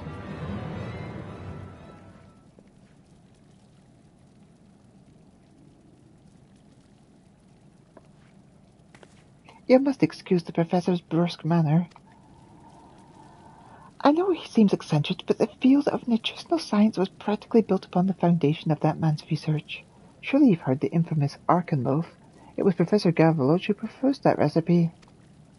In any case, I do apologize for serving you such a foul-tasting creation, but I needed you to understand the gravity of the situation. Come to the last stand, and I shall offer you something to cleanse your palate, while I more fully explain the issue at hand.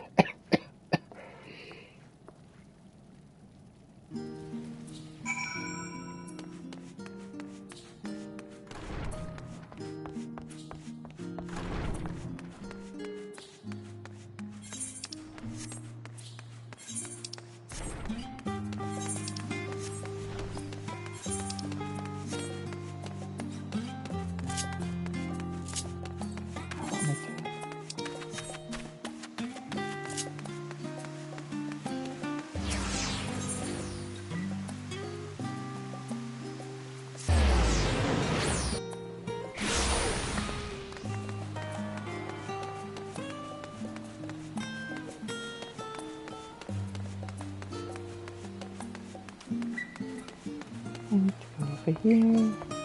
Ah, there you are. Deborah. Pray take a seat. I shall be with you in a moment.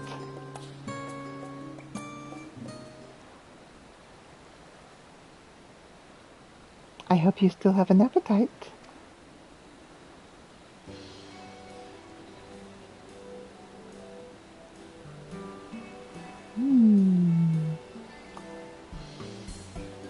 When I'm not studying, I actually work here in the kitchens. And that one there is a dish I devised myself, using all the knowledge I've acquired about food and flavour. Enjoy!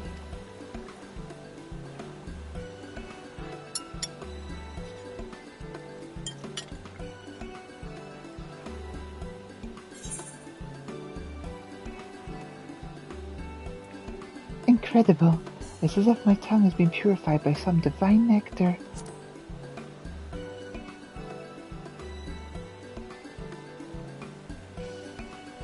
I'm so glad you liked it. What you do is, you take a lobster, freshly cut from the indigo deep, scoop out the meat and saute with butter and olive oil. Next you steam in white wine, but you must take care not to overcook it at this point.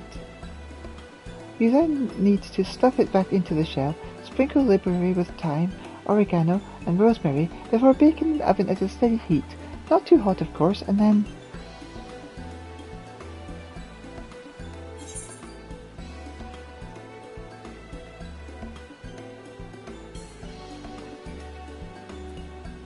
Well, whatever you did, it was delicious.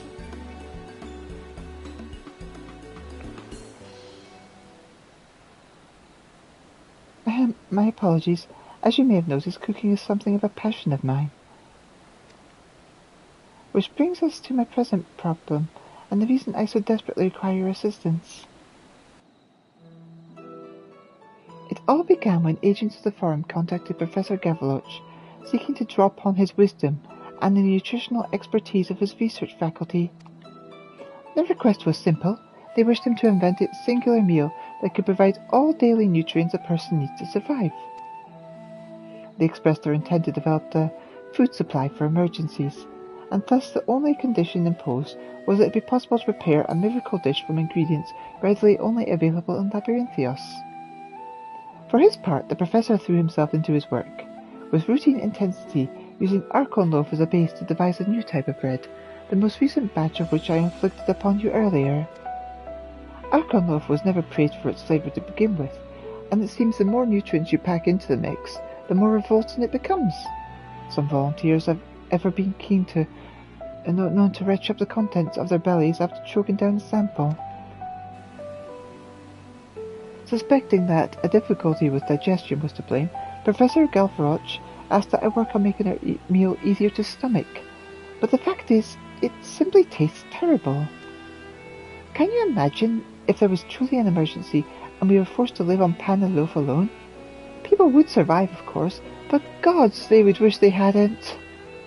To make matters worse, Professor sees gourmet cooking as a wasteful abomination. If the farm adopts his recipe, there is a very real chance he might champion pan loaf not only as a candidate for emergency supplies, but as a new nationwide food staple. By and large, Charlaians prefer meals that are easily prepared and easily consumed, over more flavourable but less time-efficient culinary efforts. Scholars busy with their research will settle for sandwiches more often than not. And that ambivalent attitude towards food is exactly why I fear this horrible bread might actually be accepted into our everyday diets. As a Charlaian myself, I never had much interest in fine dining, and I tried a dish at the last stand, and it was as if an entirely new world had opened up before me. I soon discovered that a course of nutritional science would grant access to vast repository of information on recipes and ingredients, so I enrolled as a student at the Studium's Faculty of Medicine. But their approach to food preparation was purely academic, utilitarian. I reasoned that if I were to learn anything about gourmet cooking, then finding employment here would be the surest route. In fact, I was on the brink of abandoning my formal studies altogether when this request came in from the forum. As a lover of fine foods, nay, as a person with a functioning tongue, I am compelled to prevent this crime against cuisine from entering society in its current form. Fortunately, I have the opportunity to improve the pan loaf's flavour under the guise of carrying out the professor's instructions. It will, however, be exceedingly difficult to enhance the taste without sacrificing any nutritional value, especially considering my lack of practical experience. My theory is sound, but when it comes to technical expertise... And that, my dear alchemist, is why I need you. If you decide to help, then please, I beg you, come see me at Maker's Meet.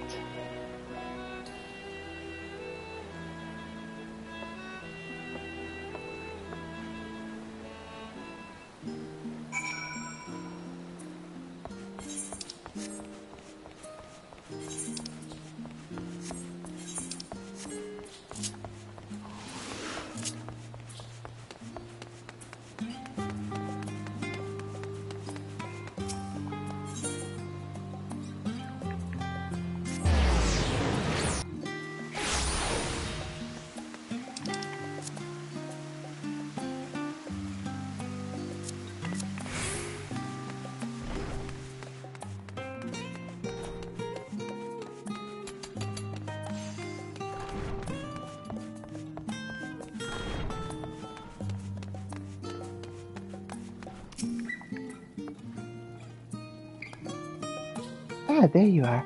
Can I assume this means you wish to aid me with my pan loaf predicament?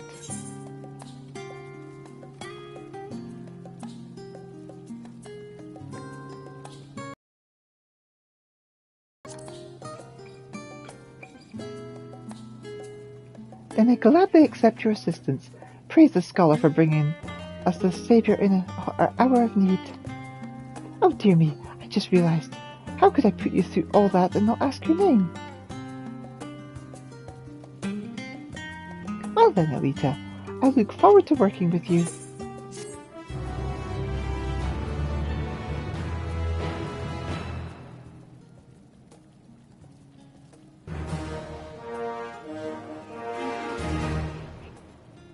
You may now undertake deliveries for Faculty of Medicine students. Speak to Deborah to learn more.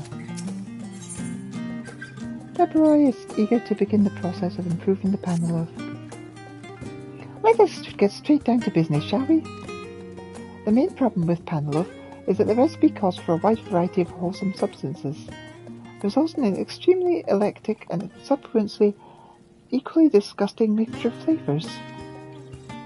Now, I've managed to make a slightly less repulsive version by adjusting the balance of ingredients, but the taste remains indistinct and unsatisfying.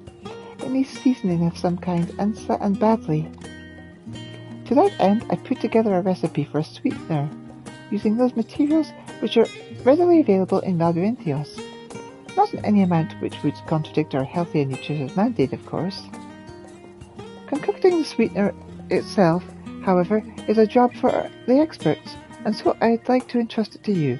Very soon we will have taken our first step to making the panel halfway enjoyable.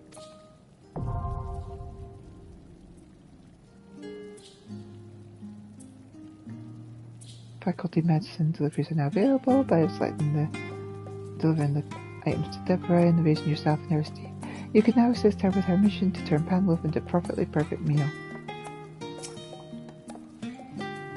The recipe for the sweetener isn't giving you any trouble, I hope. I can hardly wait to see how it turns out.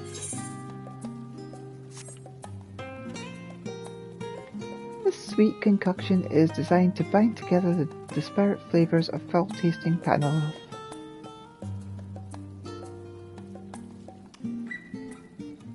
I see the bits at the top there. It says which ones are. I've only just noticed that.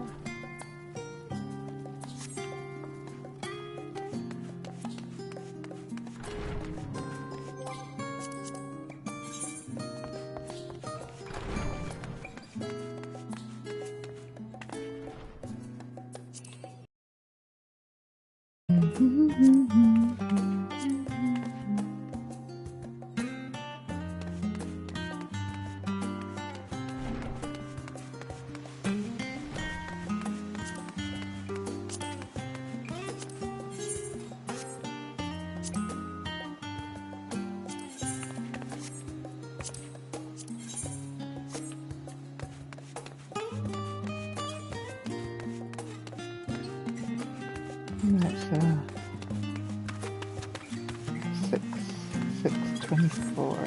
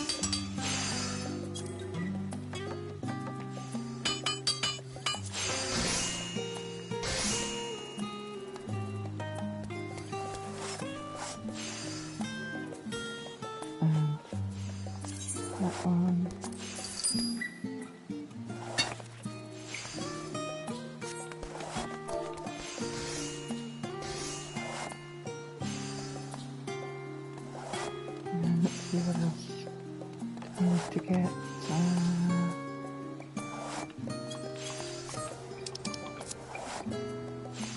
Guardian sugar.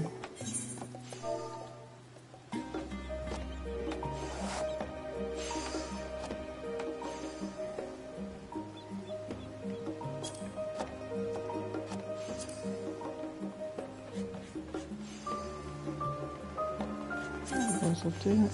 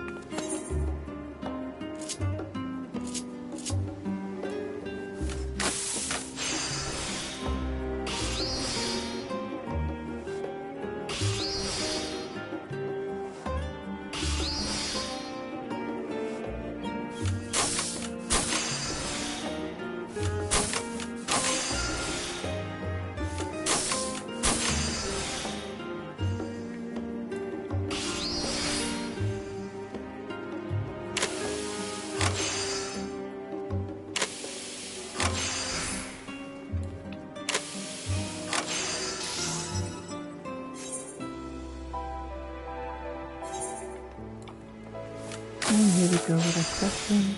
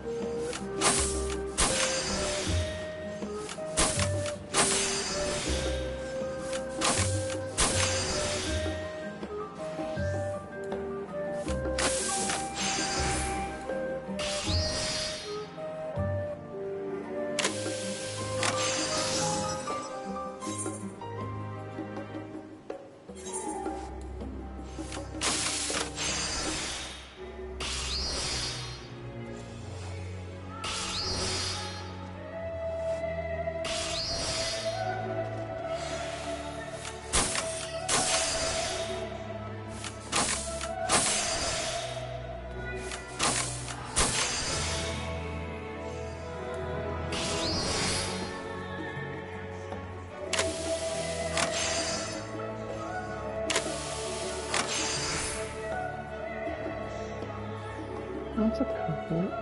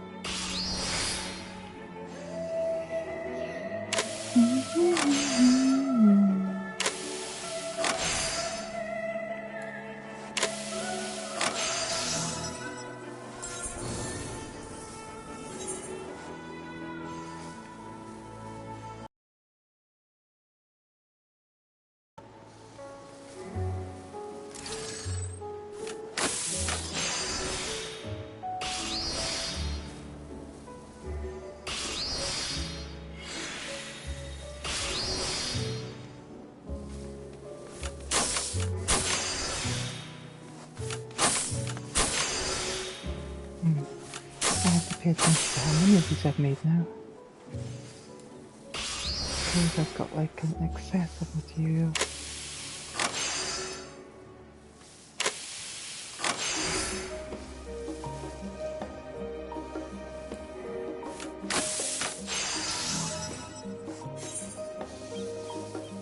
Right, so I have made 5 of them, so I need 1 more.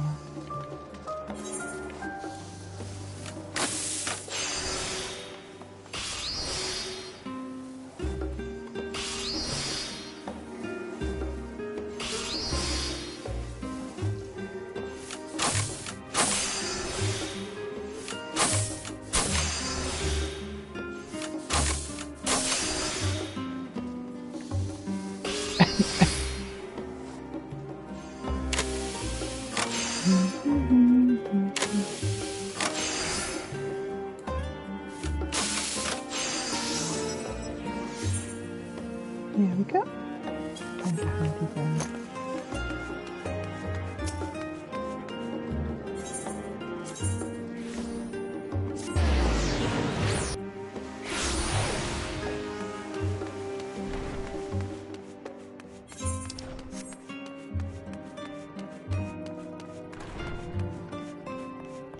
I mean, I could just hand them around the quality, but where's the fun in that? I want these all to be special. The recipe for the sweetener isn't giving you any trouble, I hope. I can hardly wait to see how it turns out. Here we go.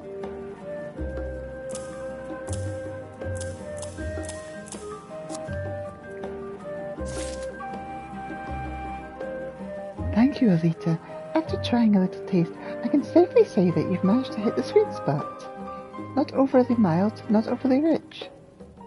In making your first successful delivery, you've begun to earn Deborah's trust. Deliver the items Deborah needs, and deliver them often to improve your standing with the Faculty of Medicine.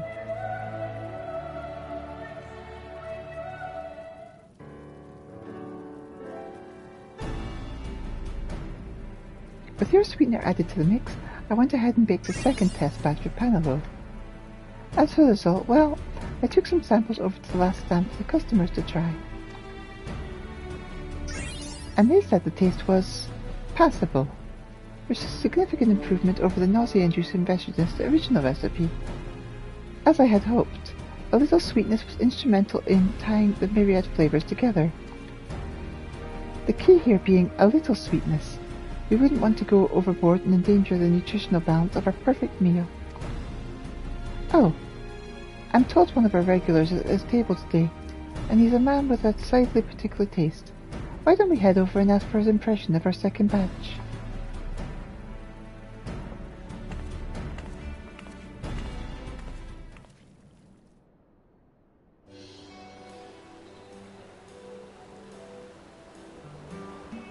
If I may ask, what did you think of the bread, sir?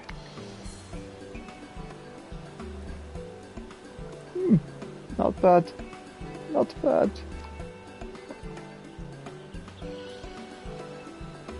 I give the flavour a passing grade. The texture, however, needs some attention. Ah, the texture. It is not overly noticeable in the bite-sized sample, but after one or two full slices, I fear one might begin to struggle with the somewhat dry and powdery consistency. I had not considered that. Thank you for the most valuable insight, sir. We will certainly keep that in mind for future batches.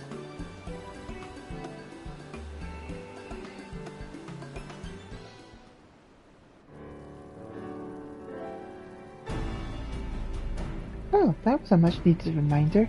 In my rush to enhance the flavour, I'd neglected to account for changes in the texture. Introducing the sweetener must have affected the consistency of the dough. Nothing is ever simple, is it? Improving the texture will be our next task. Then I'll give the problem some thought, and we can work together on creating the solution.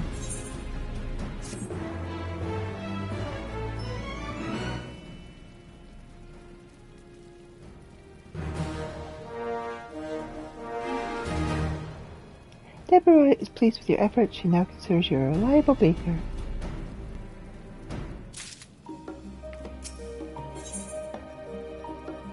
Deborah appears to have had a revelation. Ah, Elita, my partner in panel of improvement.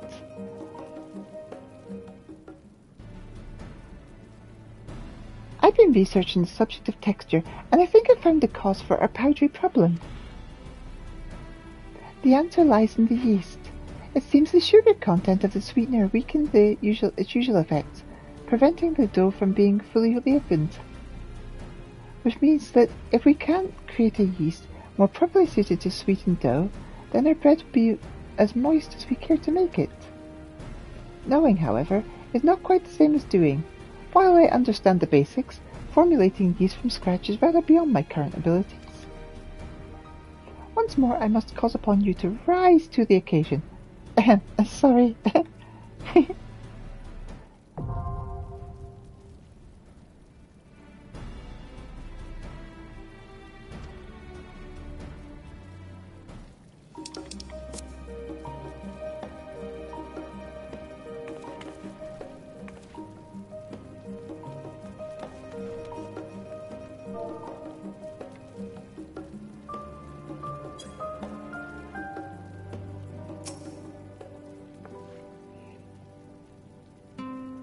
I'm afraid our bread will never be all that it can be if we cannot solve this yeasty dilemma. Special yeast should greatly improve the powdery texture of panelo.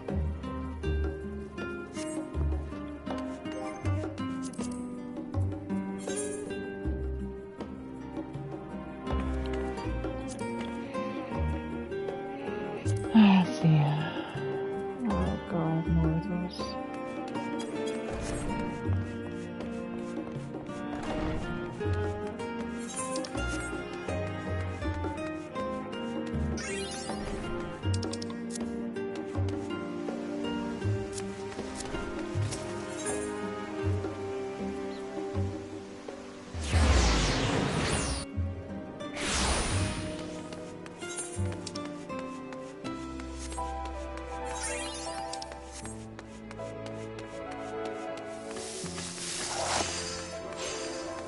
Good,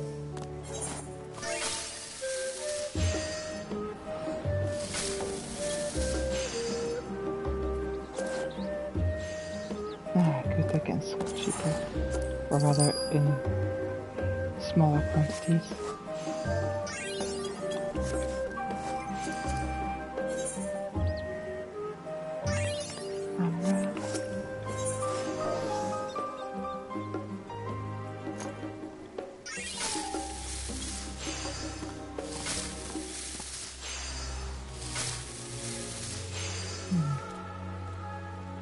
Fix that.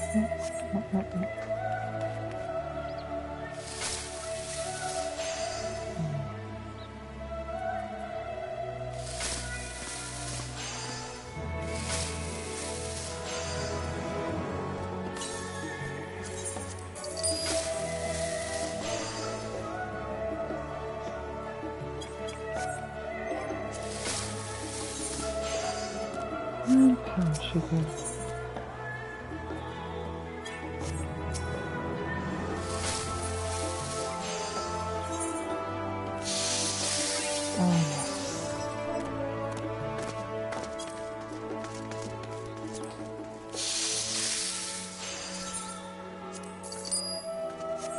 I keep forgetting there's 6.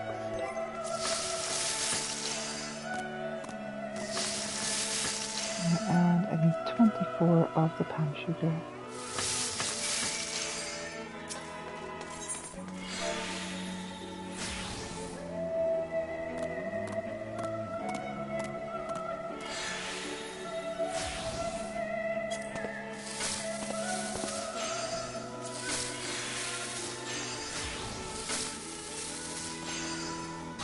I guess that'll have to do it.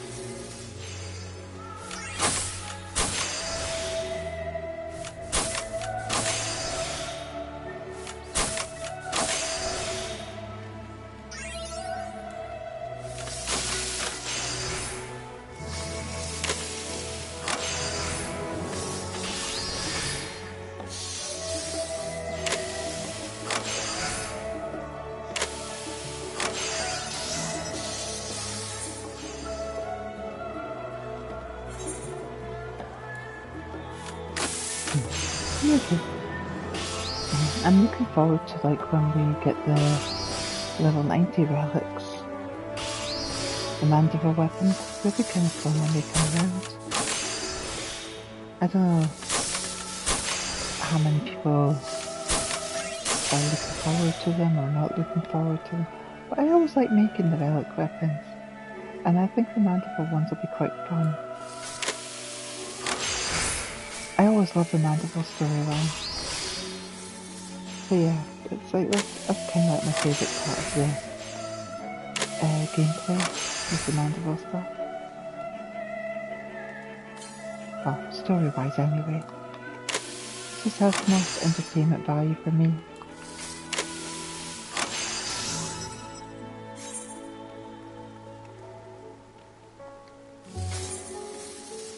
I mean, that's not to say that I don't like the other content in the game. I love all the contents.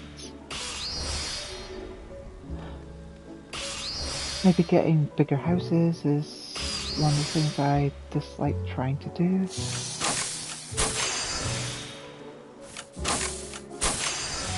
I want to really probably craft stuff. I mean, like make something that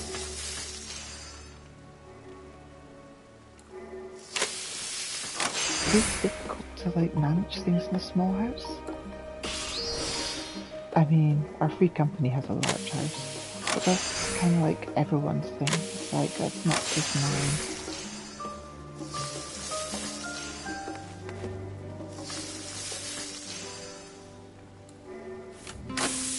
I don't see it as just mine anyway. I see it as something for everyone in the company to enjoy.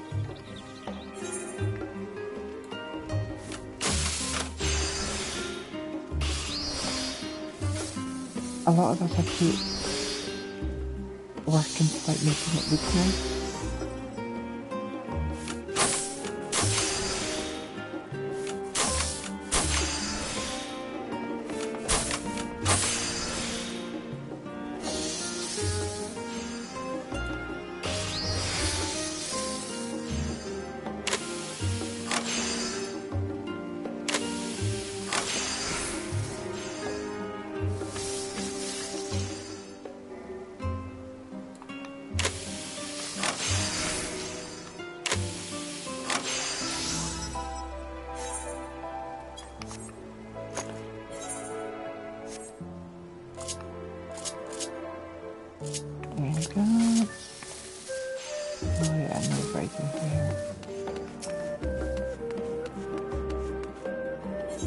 So yeah, here is the second delivery that I need to make. Desire to a script exchange.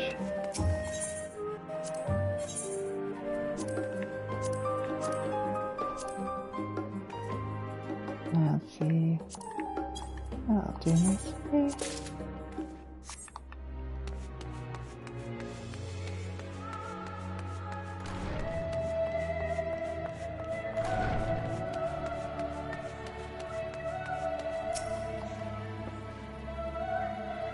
I'm afraid our bread will never be all that it can be if we cannot solve the cheesy dilemma. Special yeast should greatly improve the powder texture of the panel.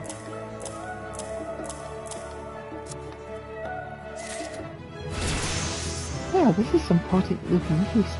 Trust me, after the hours I spent staring at such things during my studies, the quality is obvious.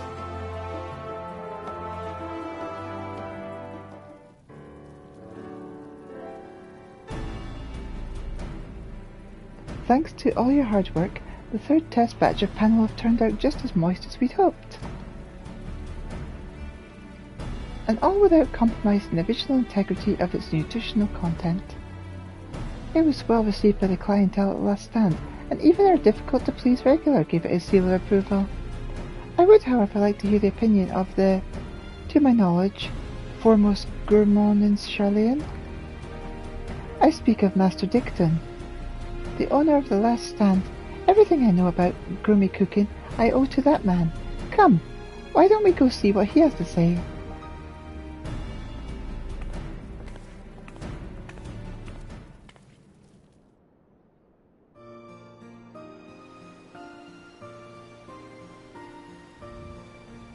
Master Dickon, what do you think of the third batch? Aye, it's a decent loaf, alright. Certainly a far cry from what you started with. That very first sample tasted like a sponge fished out of sewer ditch. I expect you have your new friend to thank for the sudden leap in progress.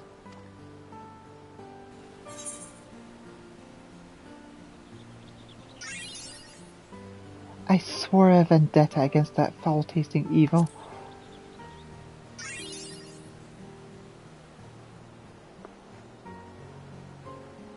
Oh, my dear Elita, you are a gourmet after my own heart, a crusader for culinary quality. Be that as it may, you yet have work to do. You've worked wonders with the taste and the texture, but there's no aroma. It needs a savoury scent to draw you in and set your mouth to watering. So, it isn't smelly enough. The road to gastronomic excellence is never ending, it seems. But if that is what it takes to earn your full approval, then we must bake on.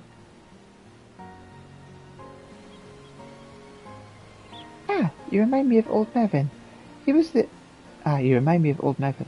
He was the fellow who built this place, and dedicated his life to bringing fine food to Charlotte. That life ended before he truly accomplished his goal, and the last stamp passed on to me. Even now, gourmet cooking remains something of a foreign concept in this nation. It's the kind of place where puffed-up experts like your professor label their nutritional experiments as the perfect meal, as if anything with such revolting flavour could ever be deemed perfect. Listen, the last stand was named so for a reason. We're a cultural outpost, the final defence against those who would condemn Charlene's diet to blandness and monotony. If you share Maven's dream, and I believe you do, then I implore you to carry on his legacy.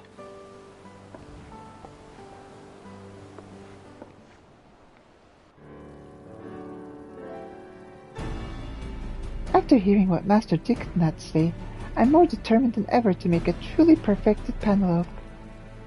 As before, allow me some time to cogitate on the problem, and then we can see about adding a tantalizing aroma to the next batch of bread.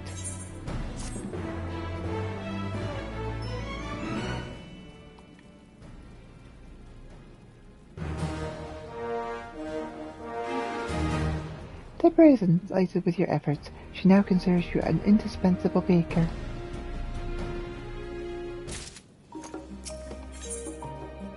Deborah's nose is twitching in anticipation of your arrival. I think I have it, Elita. A method to infuse the panaloaf with a more alluring aroma.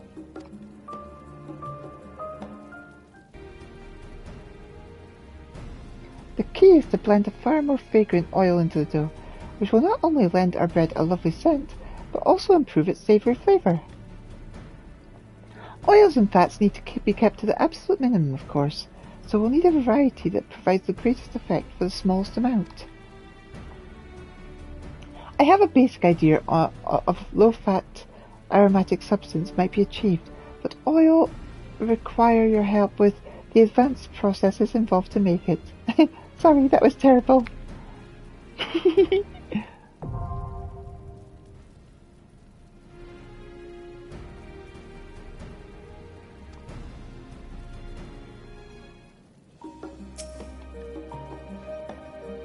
Fragrant oil. That'll be the secret ingredient in our fourth and hopefully final test batch.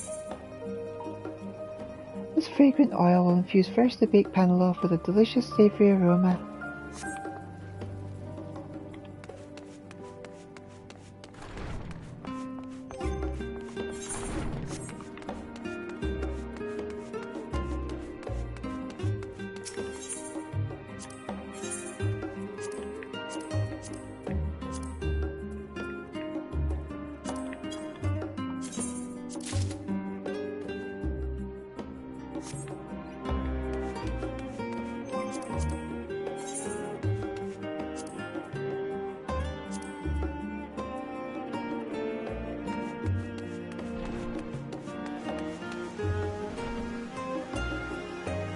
Oil and my darkness.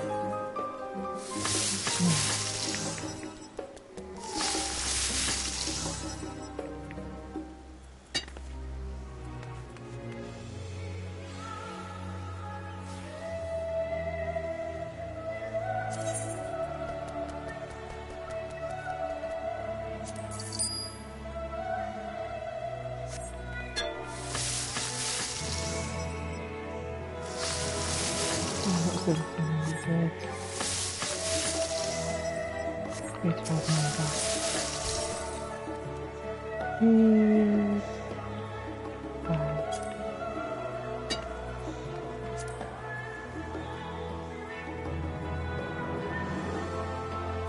Let's see.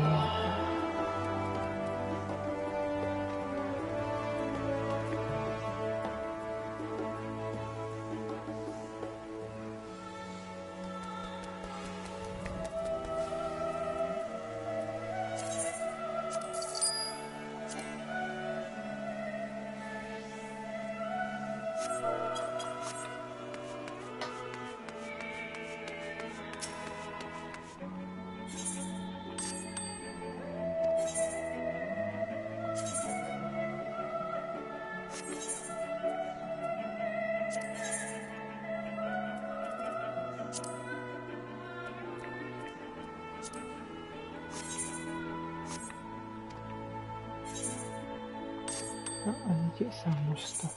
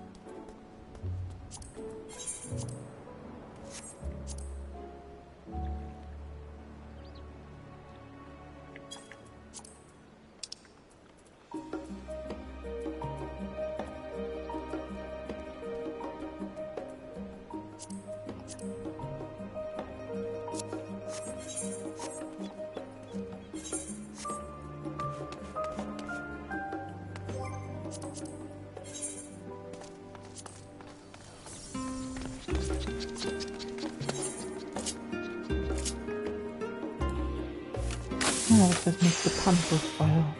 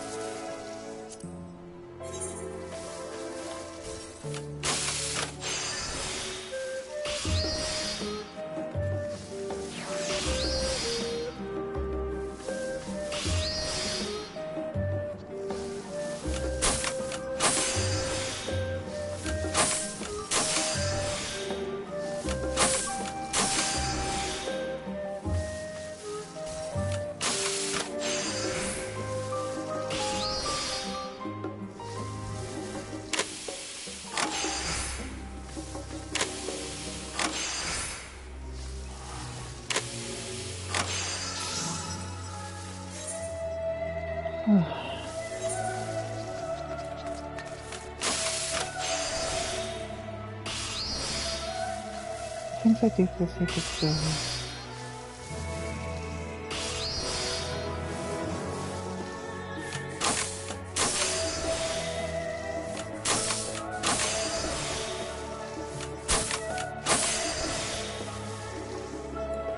Funny thing is, I used to be a lot more dedicated to crafting back when it was harder.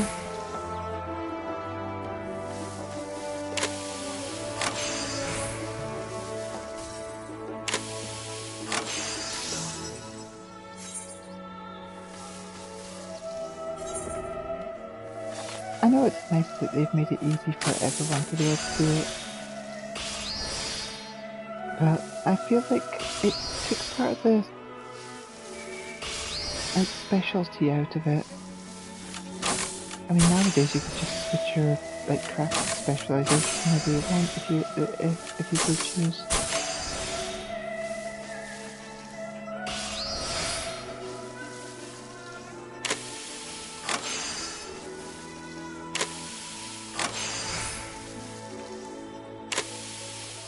kind of defeats the purpose of having specialities, to be honest.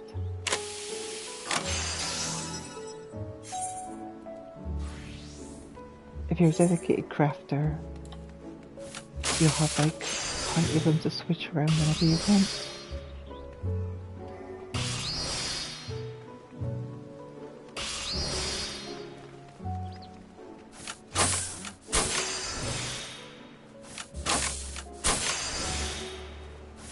I'm not a dedicated crafter, and I don't think I ever will be.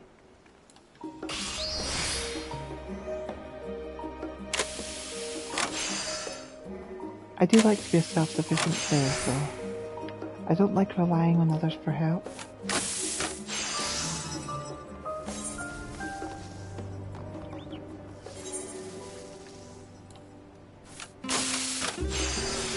I feel like if someone gives me something that I feel like I'm taking advantage of them,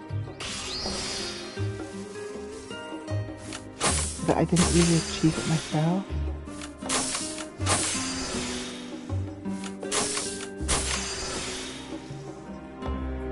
I know it might sound a bit weird, but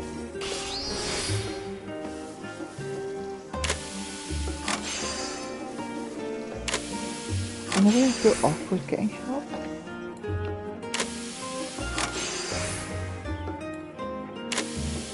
if someone offers to give me something, I'll take it. But if I'm needing something, I won't ask someone for it.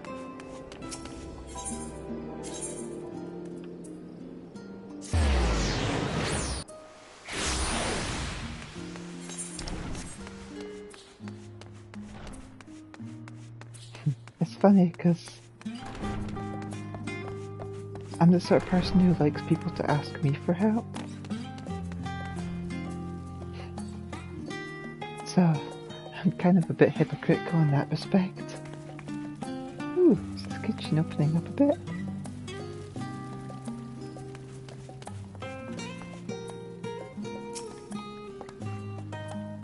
Fragrant oil, that will be the secret ingredient in our fourth and hopefully final test batch.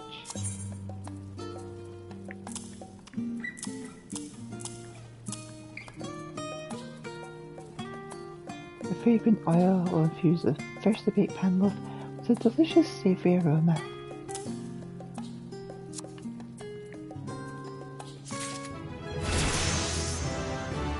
Gracious me, that smells incredible. I'm actually drooling. Once we work that aroma into the bread, people will be lining up to try a slice.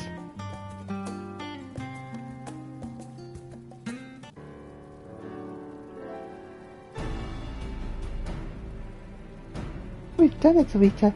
The aromatic temptation of our fourth batch has proven irresistible. Last stand patrons have even started placing orders for us to bake more. And in a happy coincidence, the new oil has served to plump up our loaf until it resembles a small scrumptious cloud. I even measured the fat content just in case, and we are well within the acceptable parameters. Truly now we've achieved true bakery perfection. I suppose there's only one way to find out. Let's head over to the cafe and ask for Master Dickens' verdict.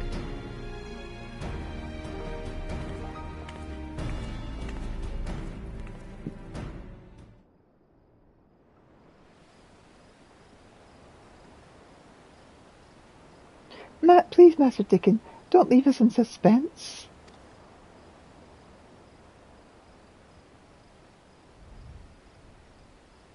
This is unacceptable. I cannot have you baking bread that's more delicious than mine. You've outdone yourselves this time. Full marks. Yes!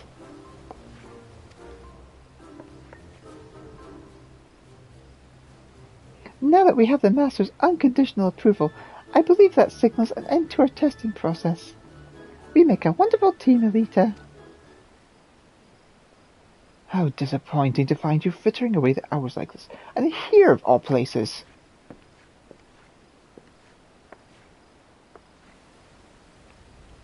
You set aside my assignment on digestive issues to pursue the trivial art of gourmet cooking?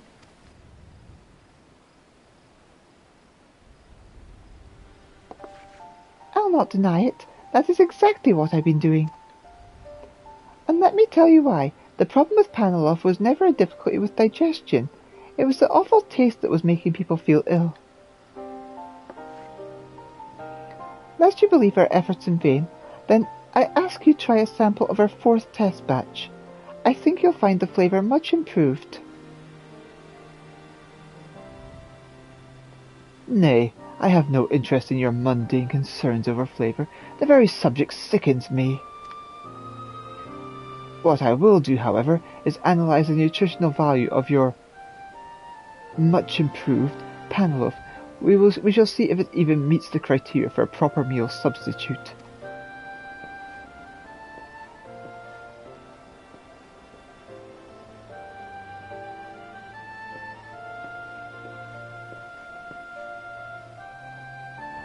I must inform you that your 4th test batch is a failure. It is sorely lacking in ascorbic acid, a vital nutrient which any prospective meal replacement must contain.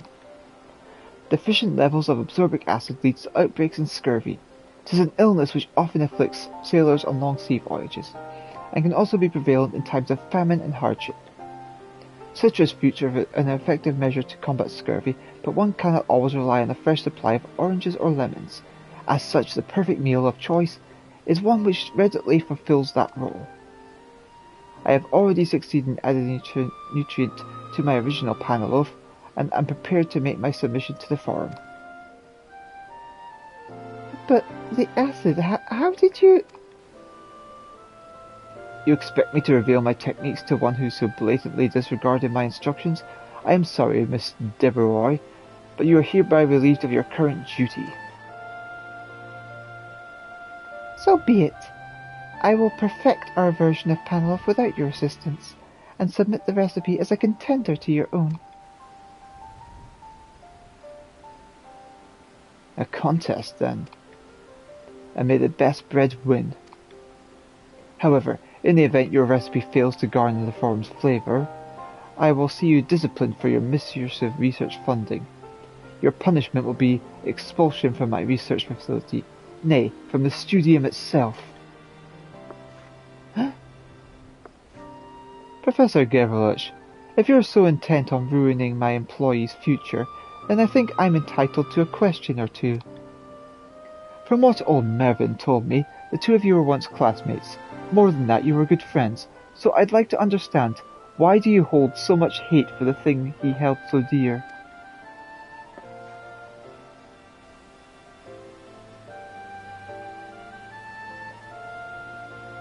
Mervyn was an exceptional student, but he threw away his academic career for the love of a well-made meal. This cafe he built, the incessant taste testing, not more than excuses to indulge in course after course of gourmet food and drink. 'Twas reckless pursuit of that passion which set him to an early grave. Your fine dining is a curse. It befuddled the mind of a brilliant young man, slew him as surely as any slow-acting poison. Now, if you have nothing further to say, I must return to my research. Swift, sure, efficient.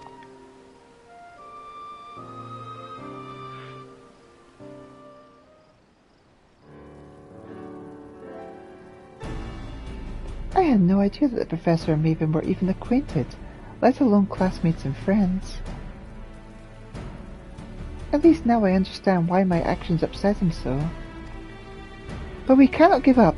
For the sake of Charlene's bellies, you must help me win the forum's minds.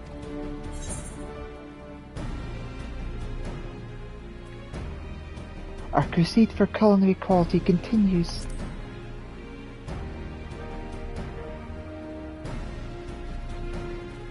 Thank you, Elita. I shall figure this issue with ascorbic acid, and then we can start on test batch number 5. Although, I think it's time we had a proper name for our Panoloff. I nominate Mervyn Bread, in honour of the Last Stand's founder. Let's get the oven heated up and show the Professor what we and our loaves are made of.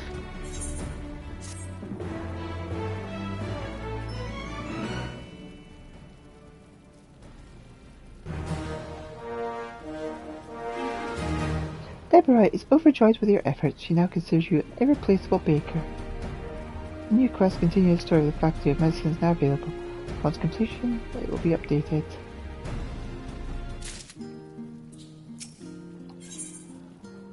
Deborah is practically bursting with determination and purpose.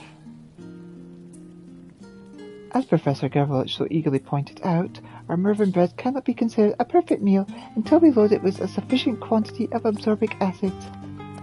The problem is, citrus fruit varieties grown in Labyrinthos have distressingly low values of this key nutrient. They say it has something to do with how the false sun cannot entirely replace the effect of natural sunlight. Thus, for our purposes, we are unlikely to improve the Mervyn bread's levels of absorbic acid simply by adding a Labyrinthus orange or two to the list of ingredients. And yet, the professor claimed to have managed the feat. The question is, how?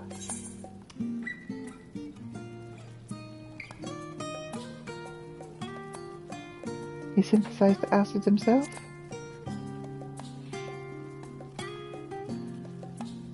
Yes, it's entirely possible. He may have manufactured the nutrient using elements extracted from readily available Labyrinthus produce. The process he employed, however, is a mystery.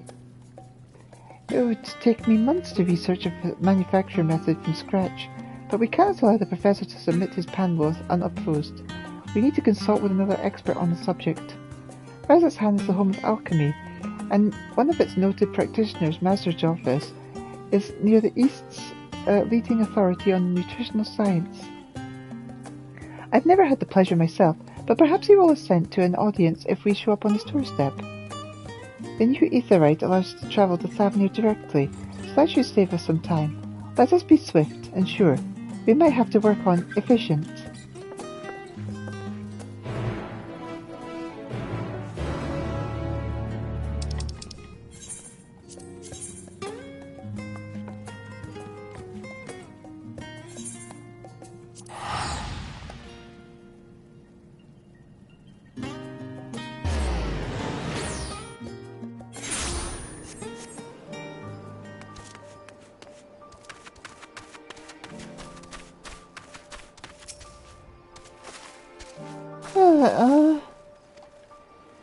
I feel sick to my stomach, but it's nothing compared to the nausea I suffered after one bite of the professor's panna loaf. Come on, we'll find Master Javos in the city proper.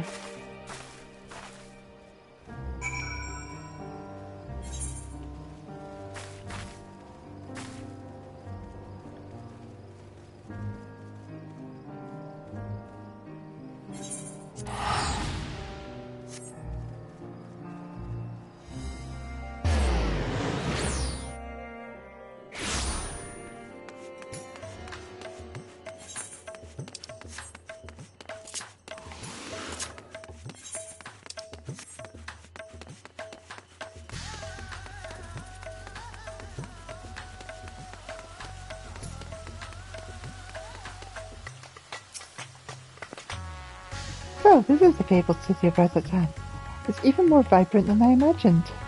Yes, this is my first visit to Thavnir, to be perfectly honest. It's my first time I've ever left Charlaine. What of you, Elita? Have you been here before? Then you can lead the way. I've studied the layout of this place from top to bottom on parchment, but in the flesh I'd probably get us lost before we'd taken 10 steps. The documents I've mentioned Master Javos' affiliation with the High Crucible of Alkiema. I wonder though, the man should be getting on in years, and he may be very well retired. Anyway, it's somewhere to start. Let's head there for now and see if he's still in residence.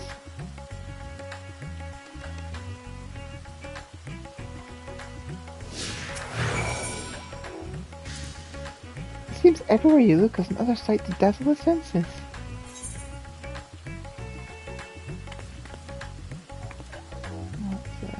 Let's go that way.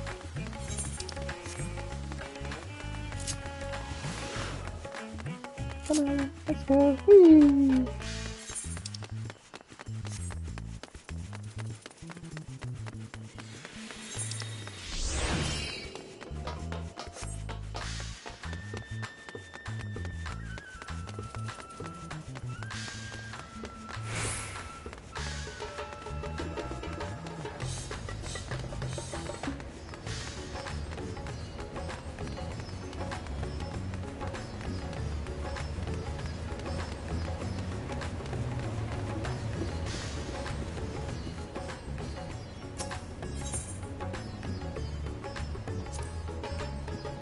Now that is an impressive piece of alchemical apparatus.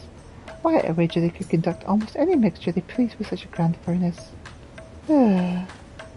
Apologies, just some lingering ethereal sickness. Let's press on.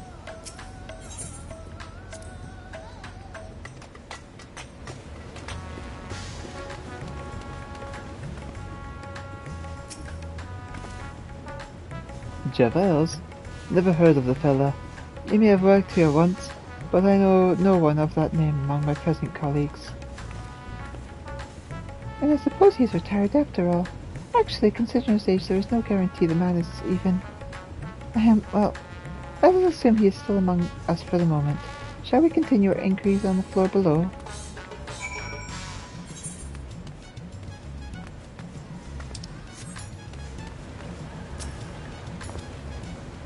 As I said, there's no Javas here.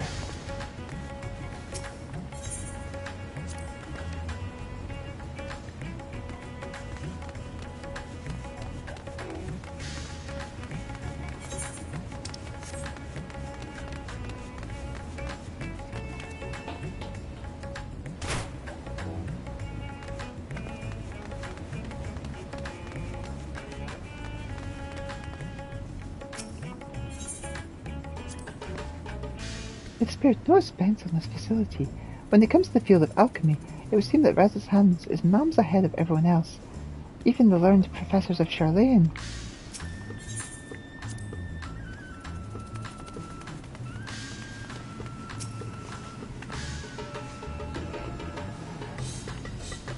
If you're looking for a Javas, the alchemist, that would be my great-grandfather.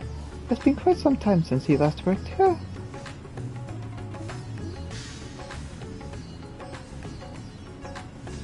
Your great-grandfather? He was a great man. He is. Over 100 years summer young, and still going strong. As a prominent scholar of nutrition and health, he's always practiced what he preaches. Why, he's even spry enough to visit the tavern from time to time. If you head over to Mirror's Merrihan, you may chance to meet him there. That's wonderful news. Thank you. I'm very eager to meet him. There you have it, Elita. Our next destination is... Oh dear. Aetheryte travel did not agree with me. Deep breaths. On the way to Mirror's Merrihan we go.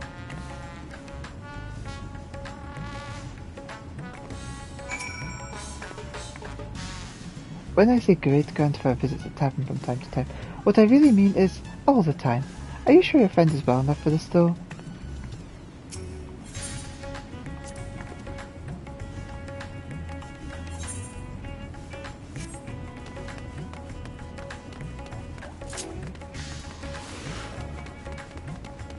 Come on, let's go. Oh, there's two little areas first to investigate.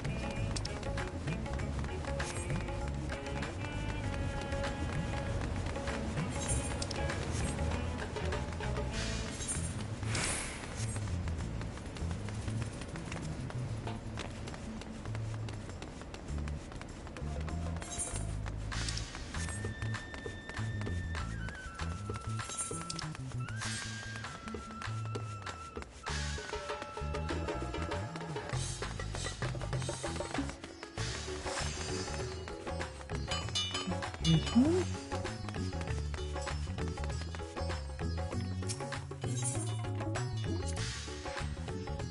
Oh my! Authentic Hannish curries? That spicy aroma is to die for. But as much as I would love to sample all the foods on offer, my gourmet research will have to wait.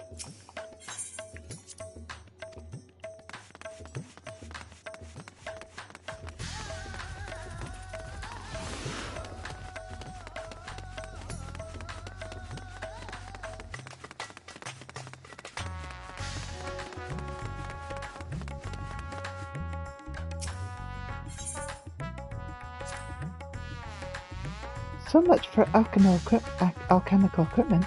Even with all the time I've spent at the Faculty of Medicine, I've never seen even half of these devices. Perhaps I should spend some time studying here in Thavnir.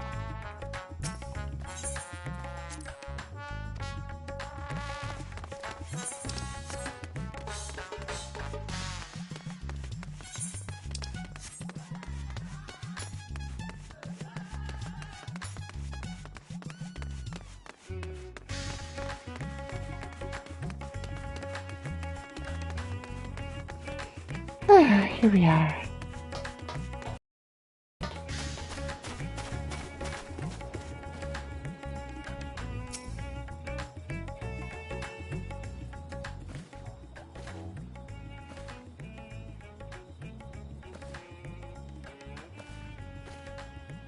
I don't see anyone who matches the portrait from the books, which makes sense considering how young he was in that particular picture. I wonder what he... Ah.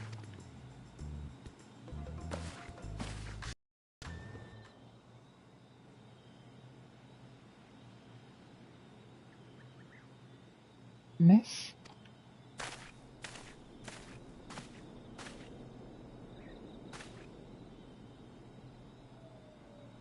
Ah, don't worry now, young lady. I'll brew a remedy that'll put you back on your feet in a twinkling.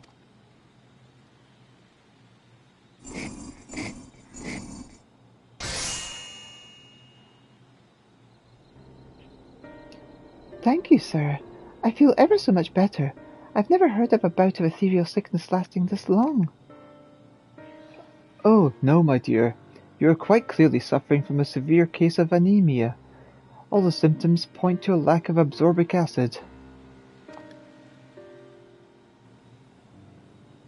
Without that nutrient, your body has trouble absorbing iron, which in turn leads to thinning blood, a disturbing pallor, and extreme fatigue.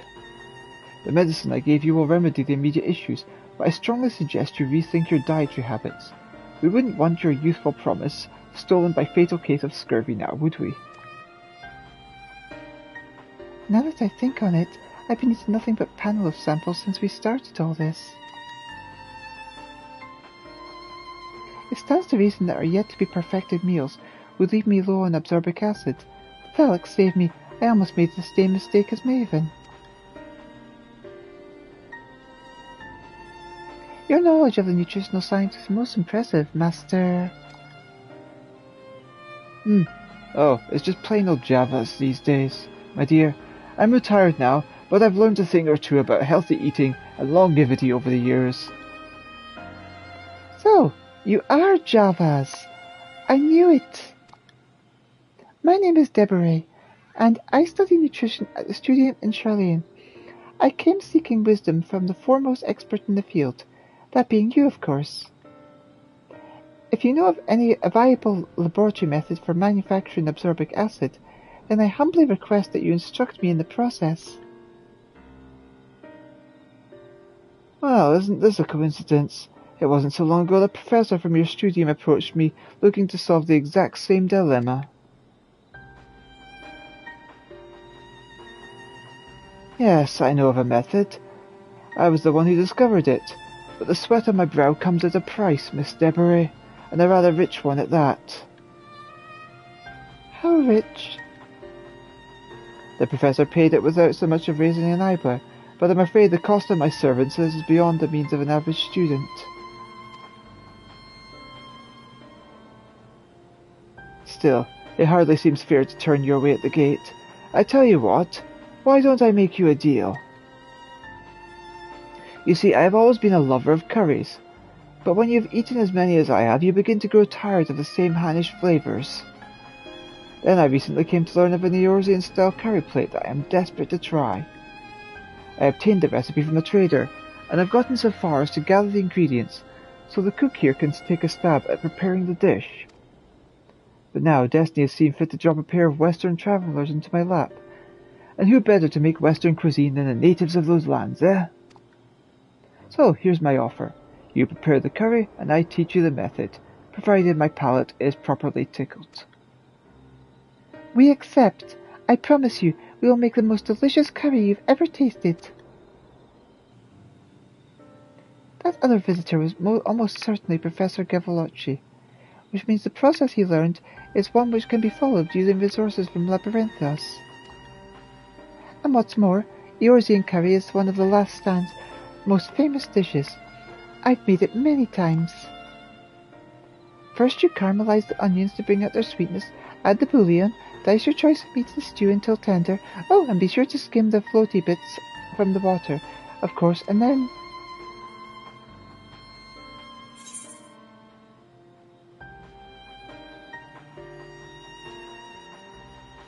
Deborah, save it for the kitchen.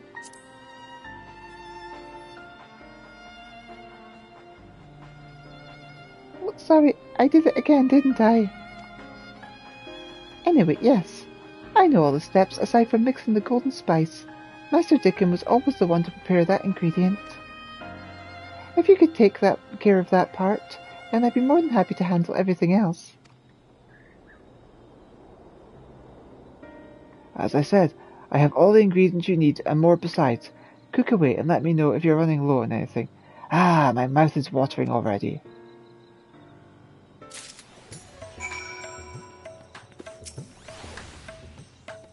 How's that spice mixture coming along? You were in charge of preparing the spice, weren't you? Take whatever you need, complete that curry, and don't spare me the sting.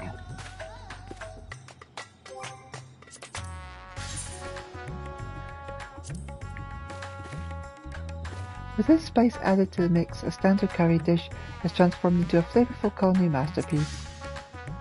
This pouch contains the ingredients necessary to mix a batch of Master Dicton's golden spice.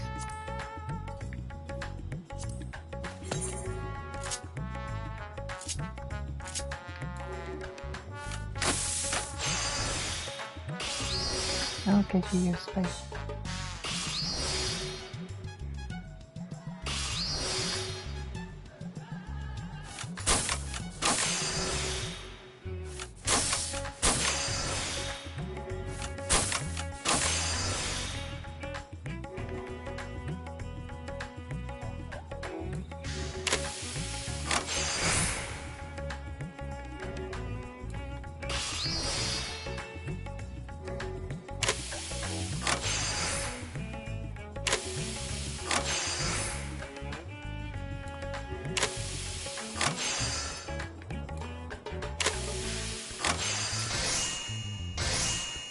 There we go.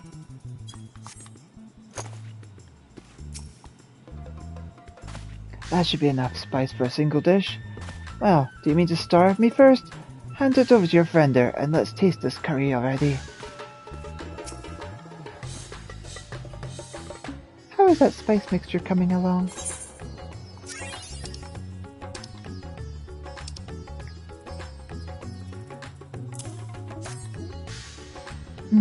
Smells wonderful. This will give our curry the perfect amount of zest.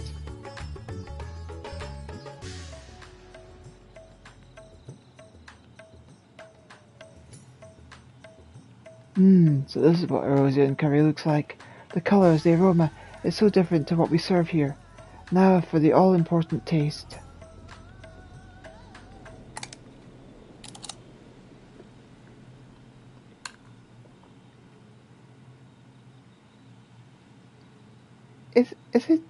Is it to your liking, sir? It's fantastic! The more you eat, the more layers of flavour compound into a harmonious orchestra of deliciousness. They say that you can taste the chef's intention in a meal, and your determination to impress me has infused every bite. Then you'll share your methods with us? Of course I will. A meal such as that is worth more than a man's weight in gold.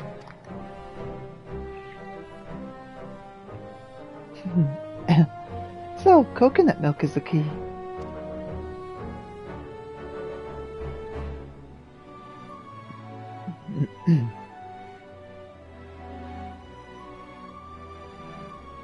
Thank you so much, Java, sir.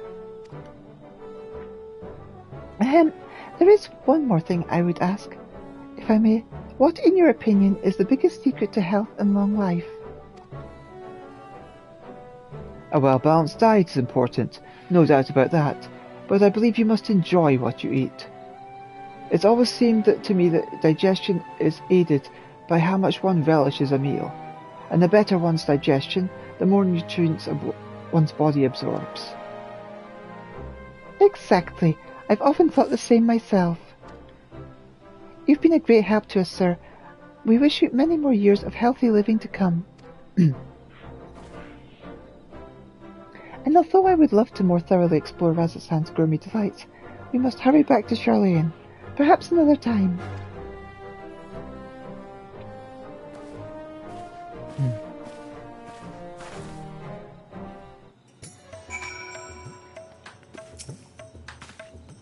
Ah, such a glorious meal. If enjoyment truly does improve one's health, then I think I just added 10 years to my life.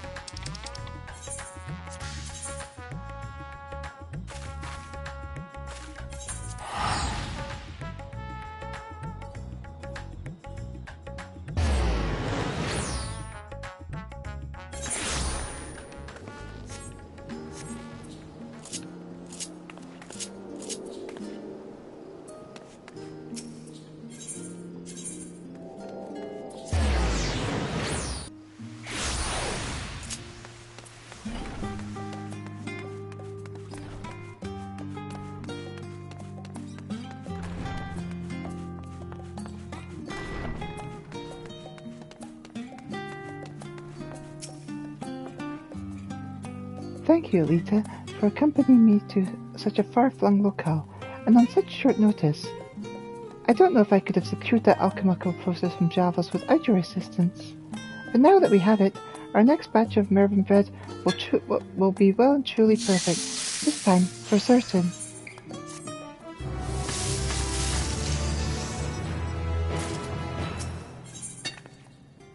Deborah is in a state of despair. Oh, Elita!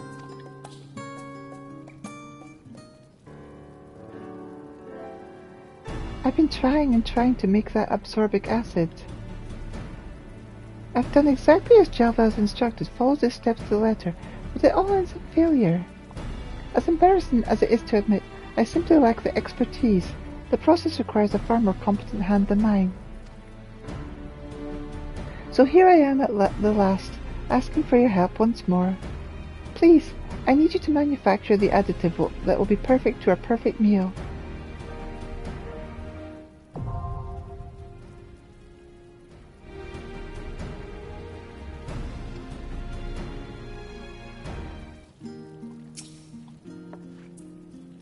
All our Mervyn bread needs is a viable subsorbic additive.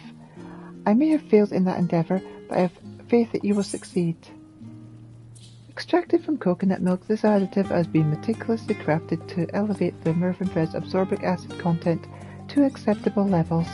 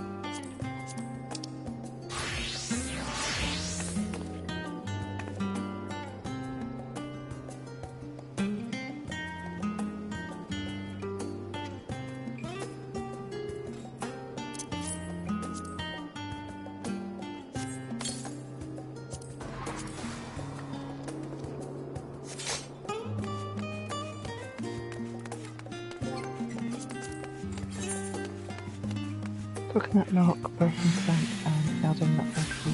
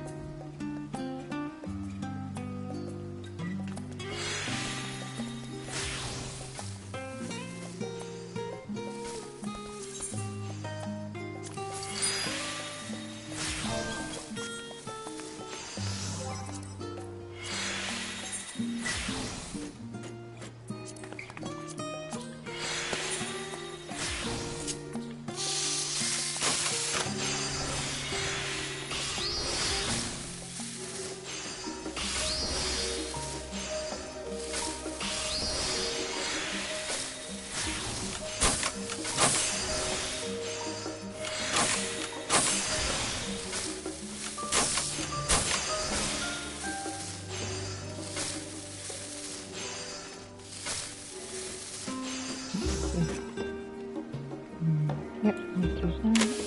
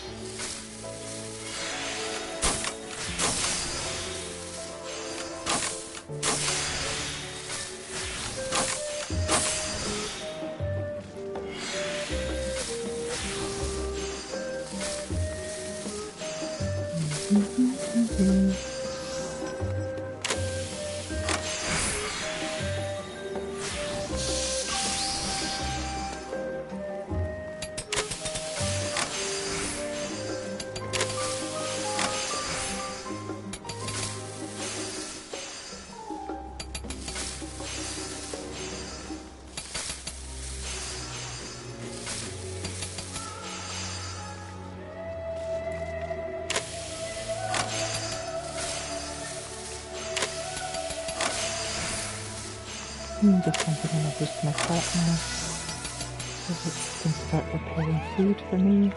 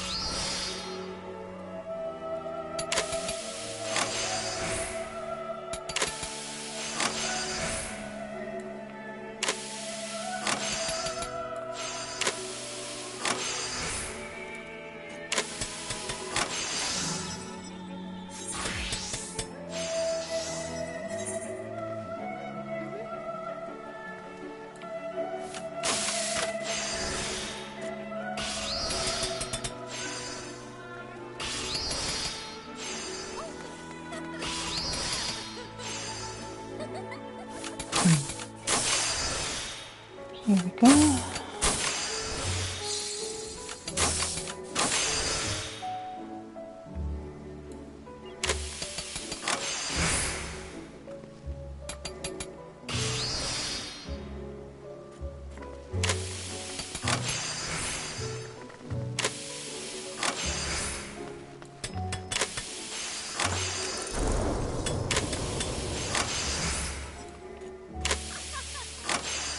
These are a bit more time consuming than I would have hoped.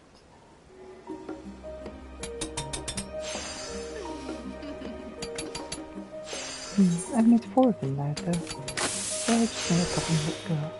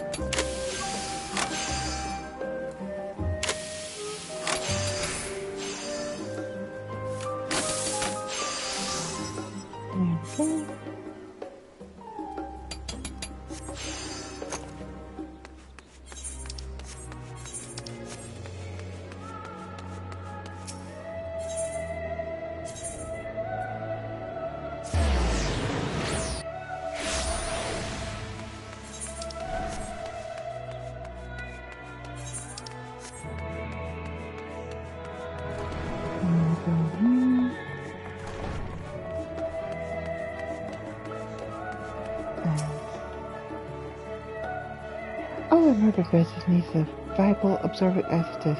I may fail in that endeavour, but I pray that you will succeed. And succeed I have.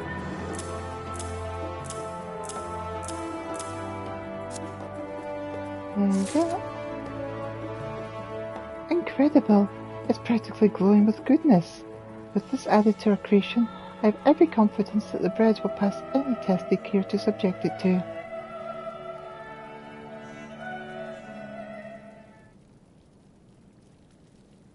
With your additive, well, added to the mix, I put a batch of Mervyn bread into the oven to bake. It should be ready any moment now.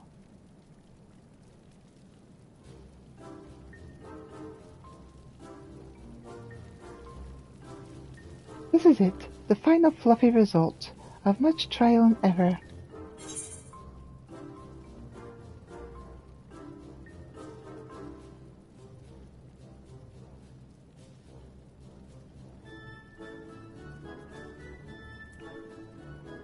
It looks so familiar.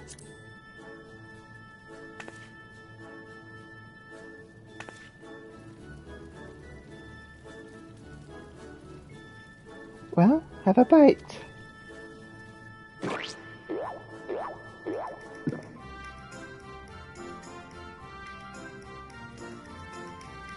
And how does it taste?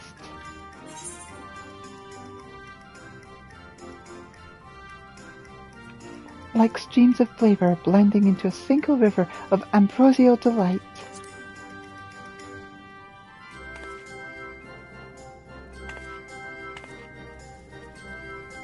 Wonderful! And the texture?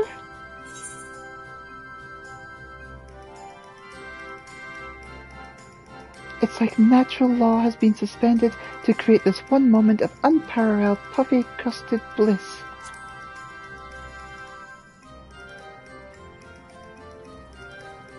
Fantastic! And last but not least, what did you think of the aroma? It's like a siren scent of savoury temptation, which no mortal stomach can resist.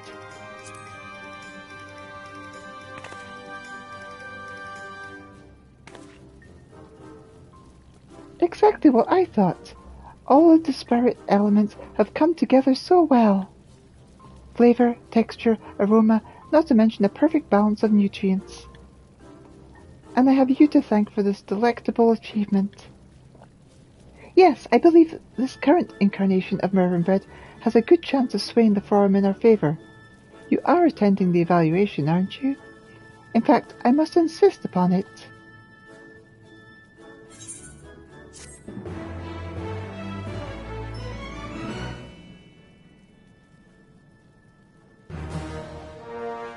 Deborah now considers you a consummate baker.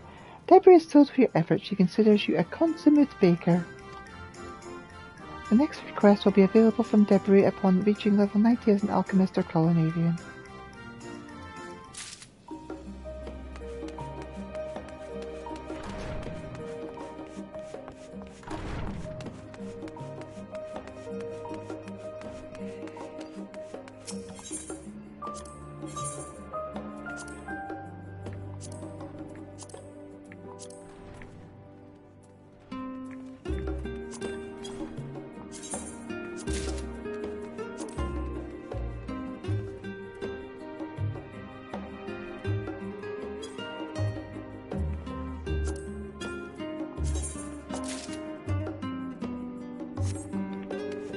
For now.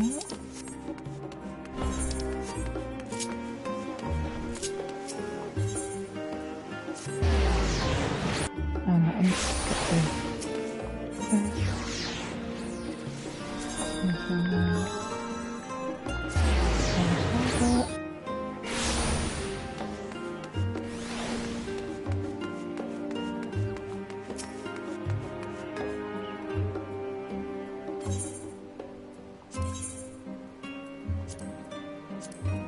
let those two been done. I'll just leave these two.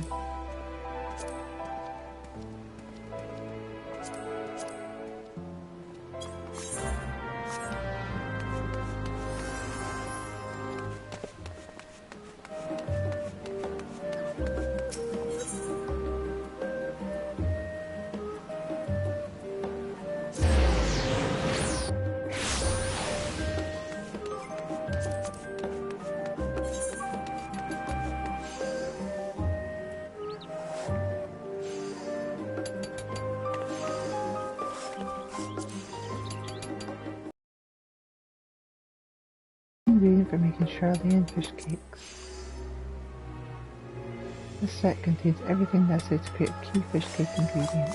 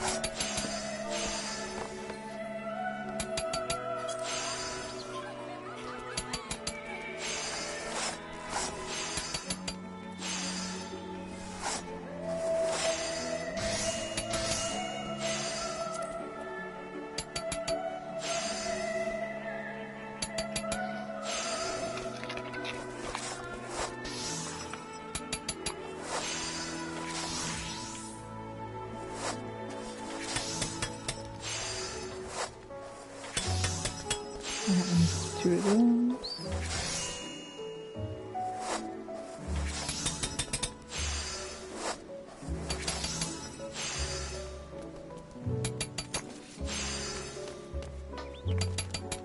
Two of those.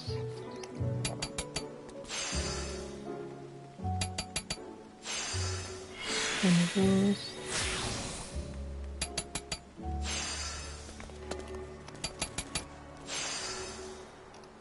One of those. For the other one.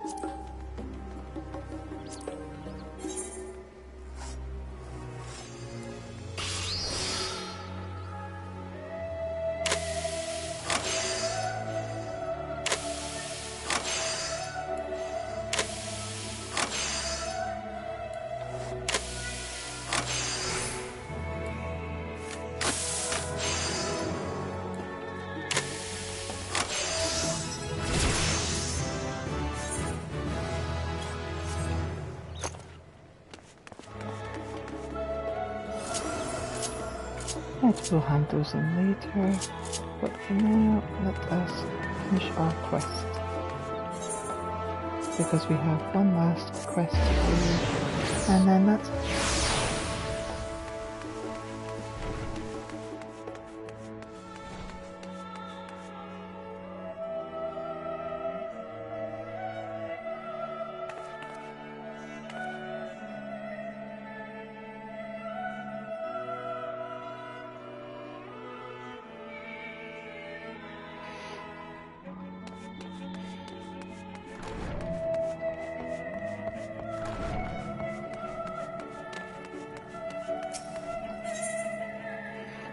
Deborah is brimming with confidence. This is it, Elita. The forum is ready to begin the evaluation process. We've worked tirelessly on perfecting our submission, and I have every confidence that Murbred will be the winning candidate. Come, let's make our way to the roster, shall we?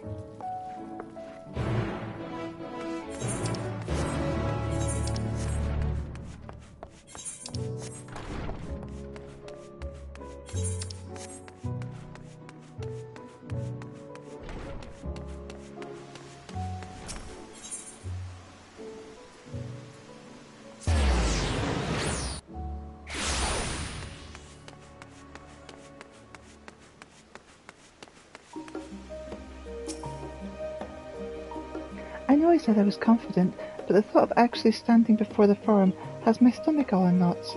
Courage, Deborah, courage.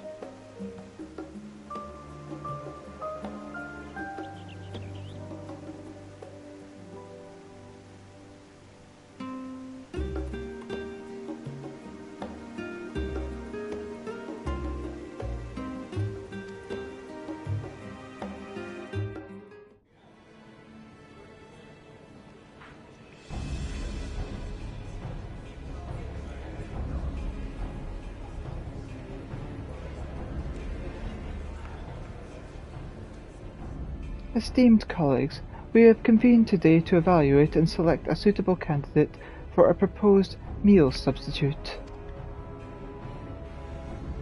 As previously discussed, this meal substitute will serve as an emergency provision, such as when our usual sources of food are restricted or otherwise unreliable. To be considered viable, a submission must satisfy our stipulated conditions, namely that it must be possible to prepare the meal using only the ingredients available in Labyrinthos, and that it also provides all the nutrients necessary to sustain day-to-day survival. Our first of two candidates is the Panaloaf, submitted by Professor Galavrlich, with whom I am sure you are all familiar. The second is Mervinbread, submitted by one Miss Deborah, a student of the Faculty of Medicine.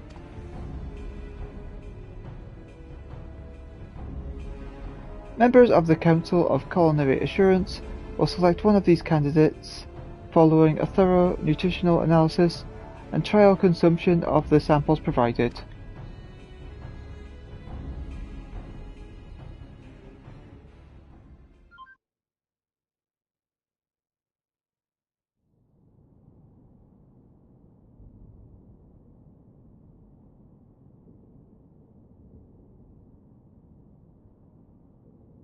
Our analysis has determined that both submissions meet the basic nutritional requirements to qualify as meal replacements. And as they share the same nutritional value, the only consideration left to judge them upon is taste. Even being generous, it would be difficult to describe the flavour of Panaloaf as pleasing. Mervinbread, on the other hand, is a culinary delight. On the grounds of this assessment, Mervinbread is clearly the superior choice. I beg to differ. Yes, I admit that Panaloaf has little to offer in the way of gastronomic enjoyment. But have you considered the matter from the viewpoint of efficiency? Mervinbread's flavour requires the addition of specific sweeteners and oils, not to mention a particular variety of yeast, an involved process which demands excessive time and exertion. The recipe for Panaloaf, however, was devised with simplicity in mind, allowing one to manufacture the same quantity of food, but with a fraction of the effort. I implore you reconsider your decision. After all, this is an emergency comestible we are discussing here, not some gourmet menu item.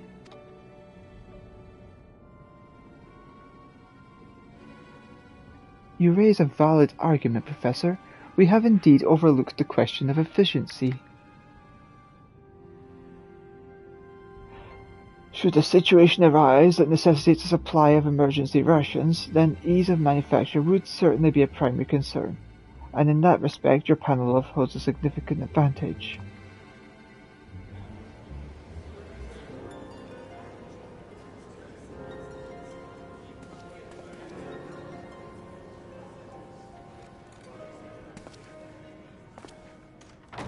If I might offer an opinion,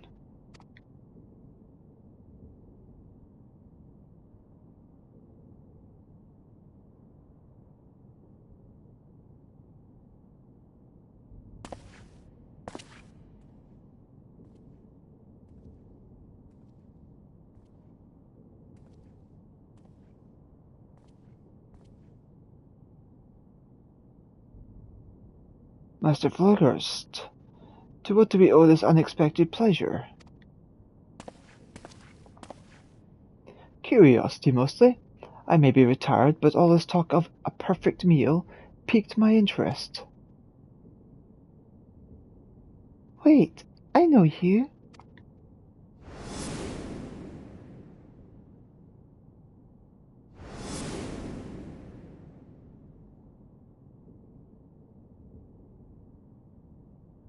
And I know your delicious Mervyn bread.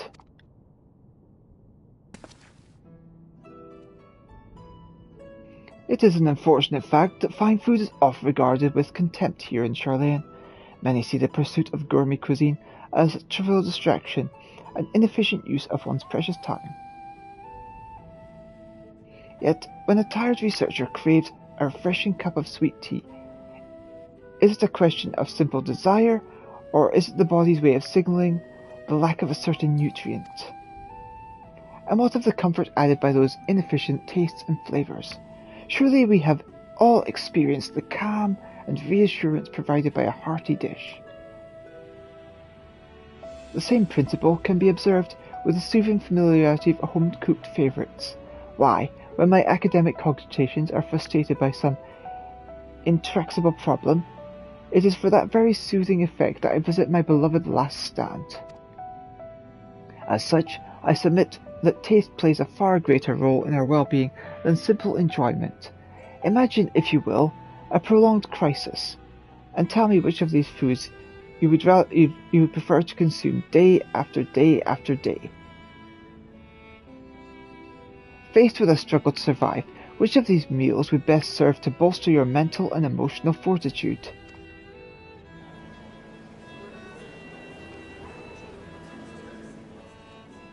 To be perfectly honest, the thought of eating Panelov for more than a single day brings me to the edge of panic.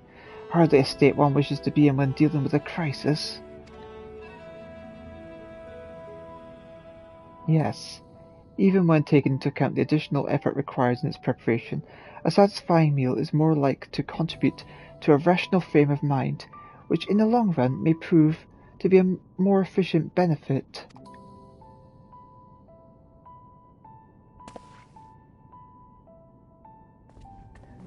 Now that all interested parties have made their arguments, the time has come to put the matter to a vote.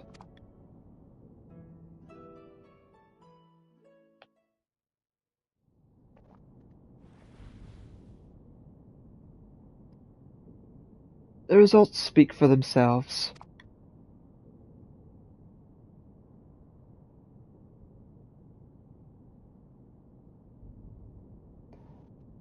Panelov 1 vote, Mervyn Bread 5 votes.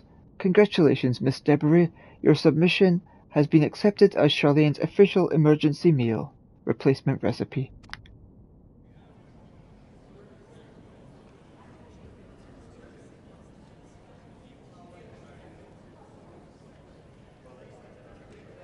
Professor, your research is still very much a part of...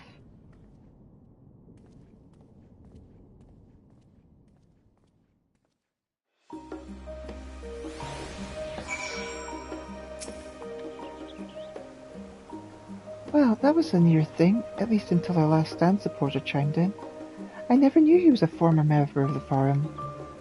I'd say we can safely call this the end of the matter, though there is one last thing I would ask of you, Elita. Despite his rigid way of thinking, Professor Gavroche is not a bad person.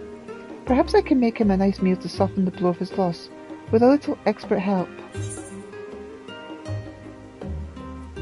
I'll get my apron. I knew you couldn't refuse. When you have a moment, come and meet me at the last stand.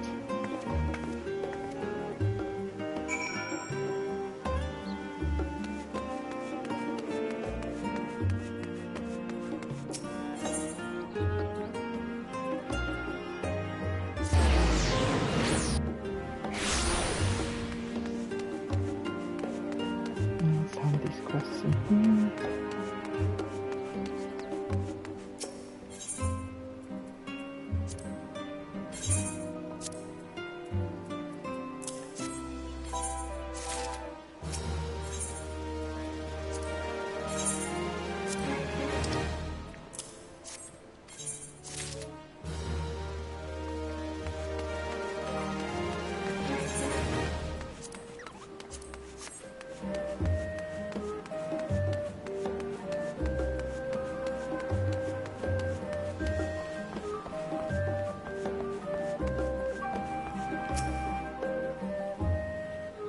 Now, as for the Professor's meal, I thought we might make them a serving of fish cakes, one of our local specialities.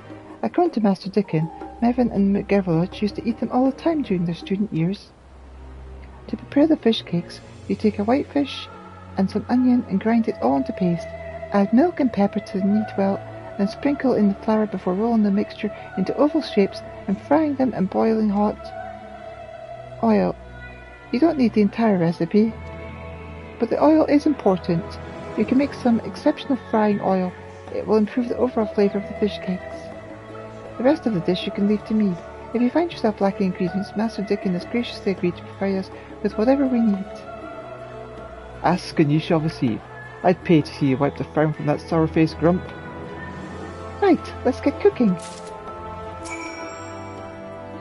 Running low, my pantry is yours. Considering what you did with that bread, I might have to sample this next dish as well. How is your part of the recipe coming along?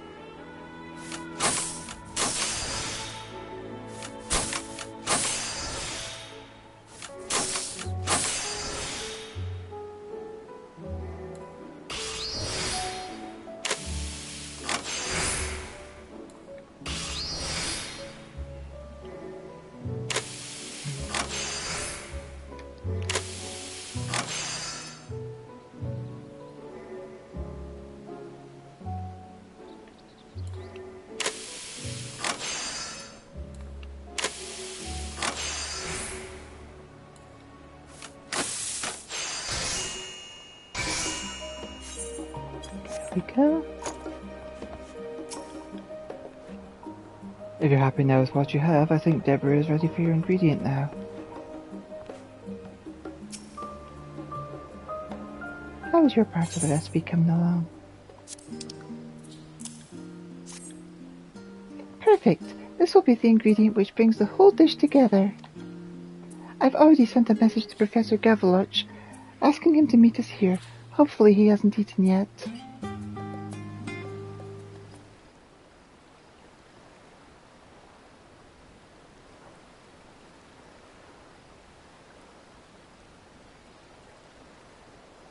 Why did you send for me? To taunt me with your victory in the place which I care for the least? Of course not, sir. We only wanted to offer you this meal as a gesture of goodwill. Please, eat, enjoy.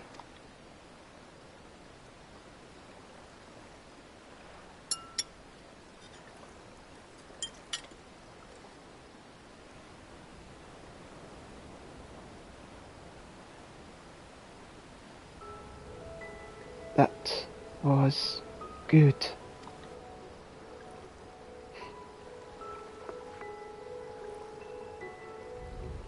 They may be simple dishes, but Charlene does have its own local specialities. The art of quality cuisine was never wholly absent from our culture, despite what people think. I would never argue the importance of nutrition, but I believe what Master Java says is true. Enjoyment of a meal tends to encourage digestion, and thus a more efficient intake of nutrients. When I first proposed the recipe for Archon loaf, I did so with Mervyn in mind. He was always so focused on his research that he neglected his dietary needs, and I thought to devise a convenient yet nutritious sort of sustenance. He was taken from me before I had the chance to complete it. I was grief-stricken, angry at the loss of my friend, and his gourmet lifestyle became the target of my rage. Though it pains me to admit it, he was responsible for his own actions. It was wrong of me to lay the blame on the thing he loved most. Loved too much, it seems. And after considering the arguments laid out in evaluation, I am forced to recognize that taste is an integral part of my work. I shall begin research on a new perfect meal, one which will taste even better than your vaunted Mervyn bread. But Mervyn bread was never solely ours, Professor. It was your research and your panel loaf which provided the nutritional basis for our recipe. Elita and I simply improved the palatability while maintaining as much your creation as it is mine or Elita's. Which is why I implore you to continue improving it. With your resources and expertise, there is no one better positioned to solve the recipe's lingering issues with inefficiency. In that case, I shall need an assistant. Together you and I will test the boundaries of what is possible in the field of gourmet health cuisine. Speaking of fine foods, I do have one complaint about those fish cakes of yours. There were too few. Are there any more, perchance?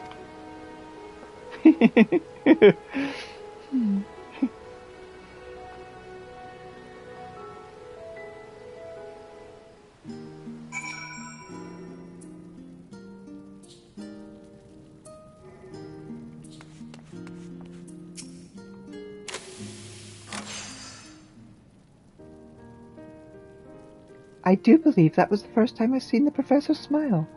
I'm glad our fish cake special had the desired effect. But my work at both the studium and the last stand has just begun. I have an entire city to convince of the benefits of fine dining. Fortunately, it seems the Professor is on our side now. We can expect the laboratory's research to expand into taste-related fields, and as part of my ongoing mission, I will do my utmost to see that it succeeds.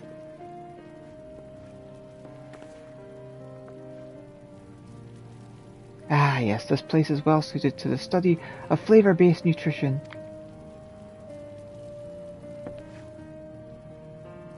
We begin our research into more efficient preparation methods immediately.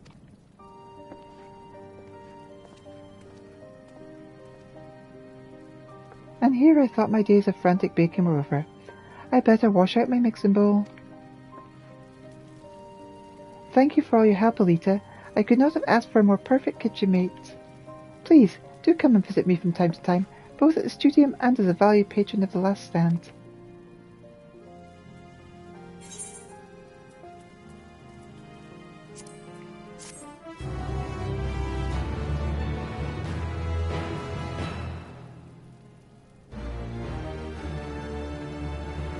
You've completed all Deborah's tasks.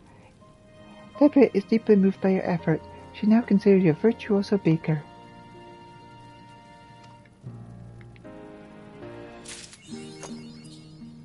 Yay! Elita, have you heard?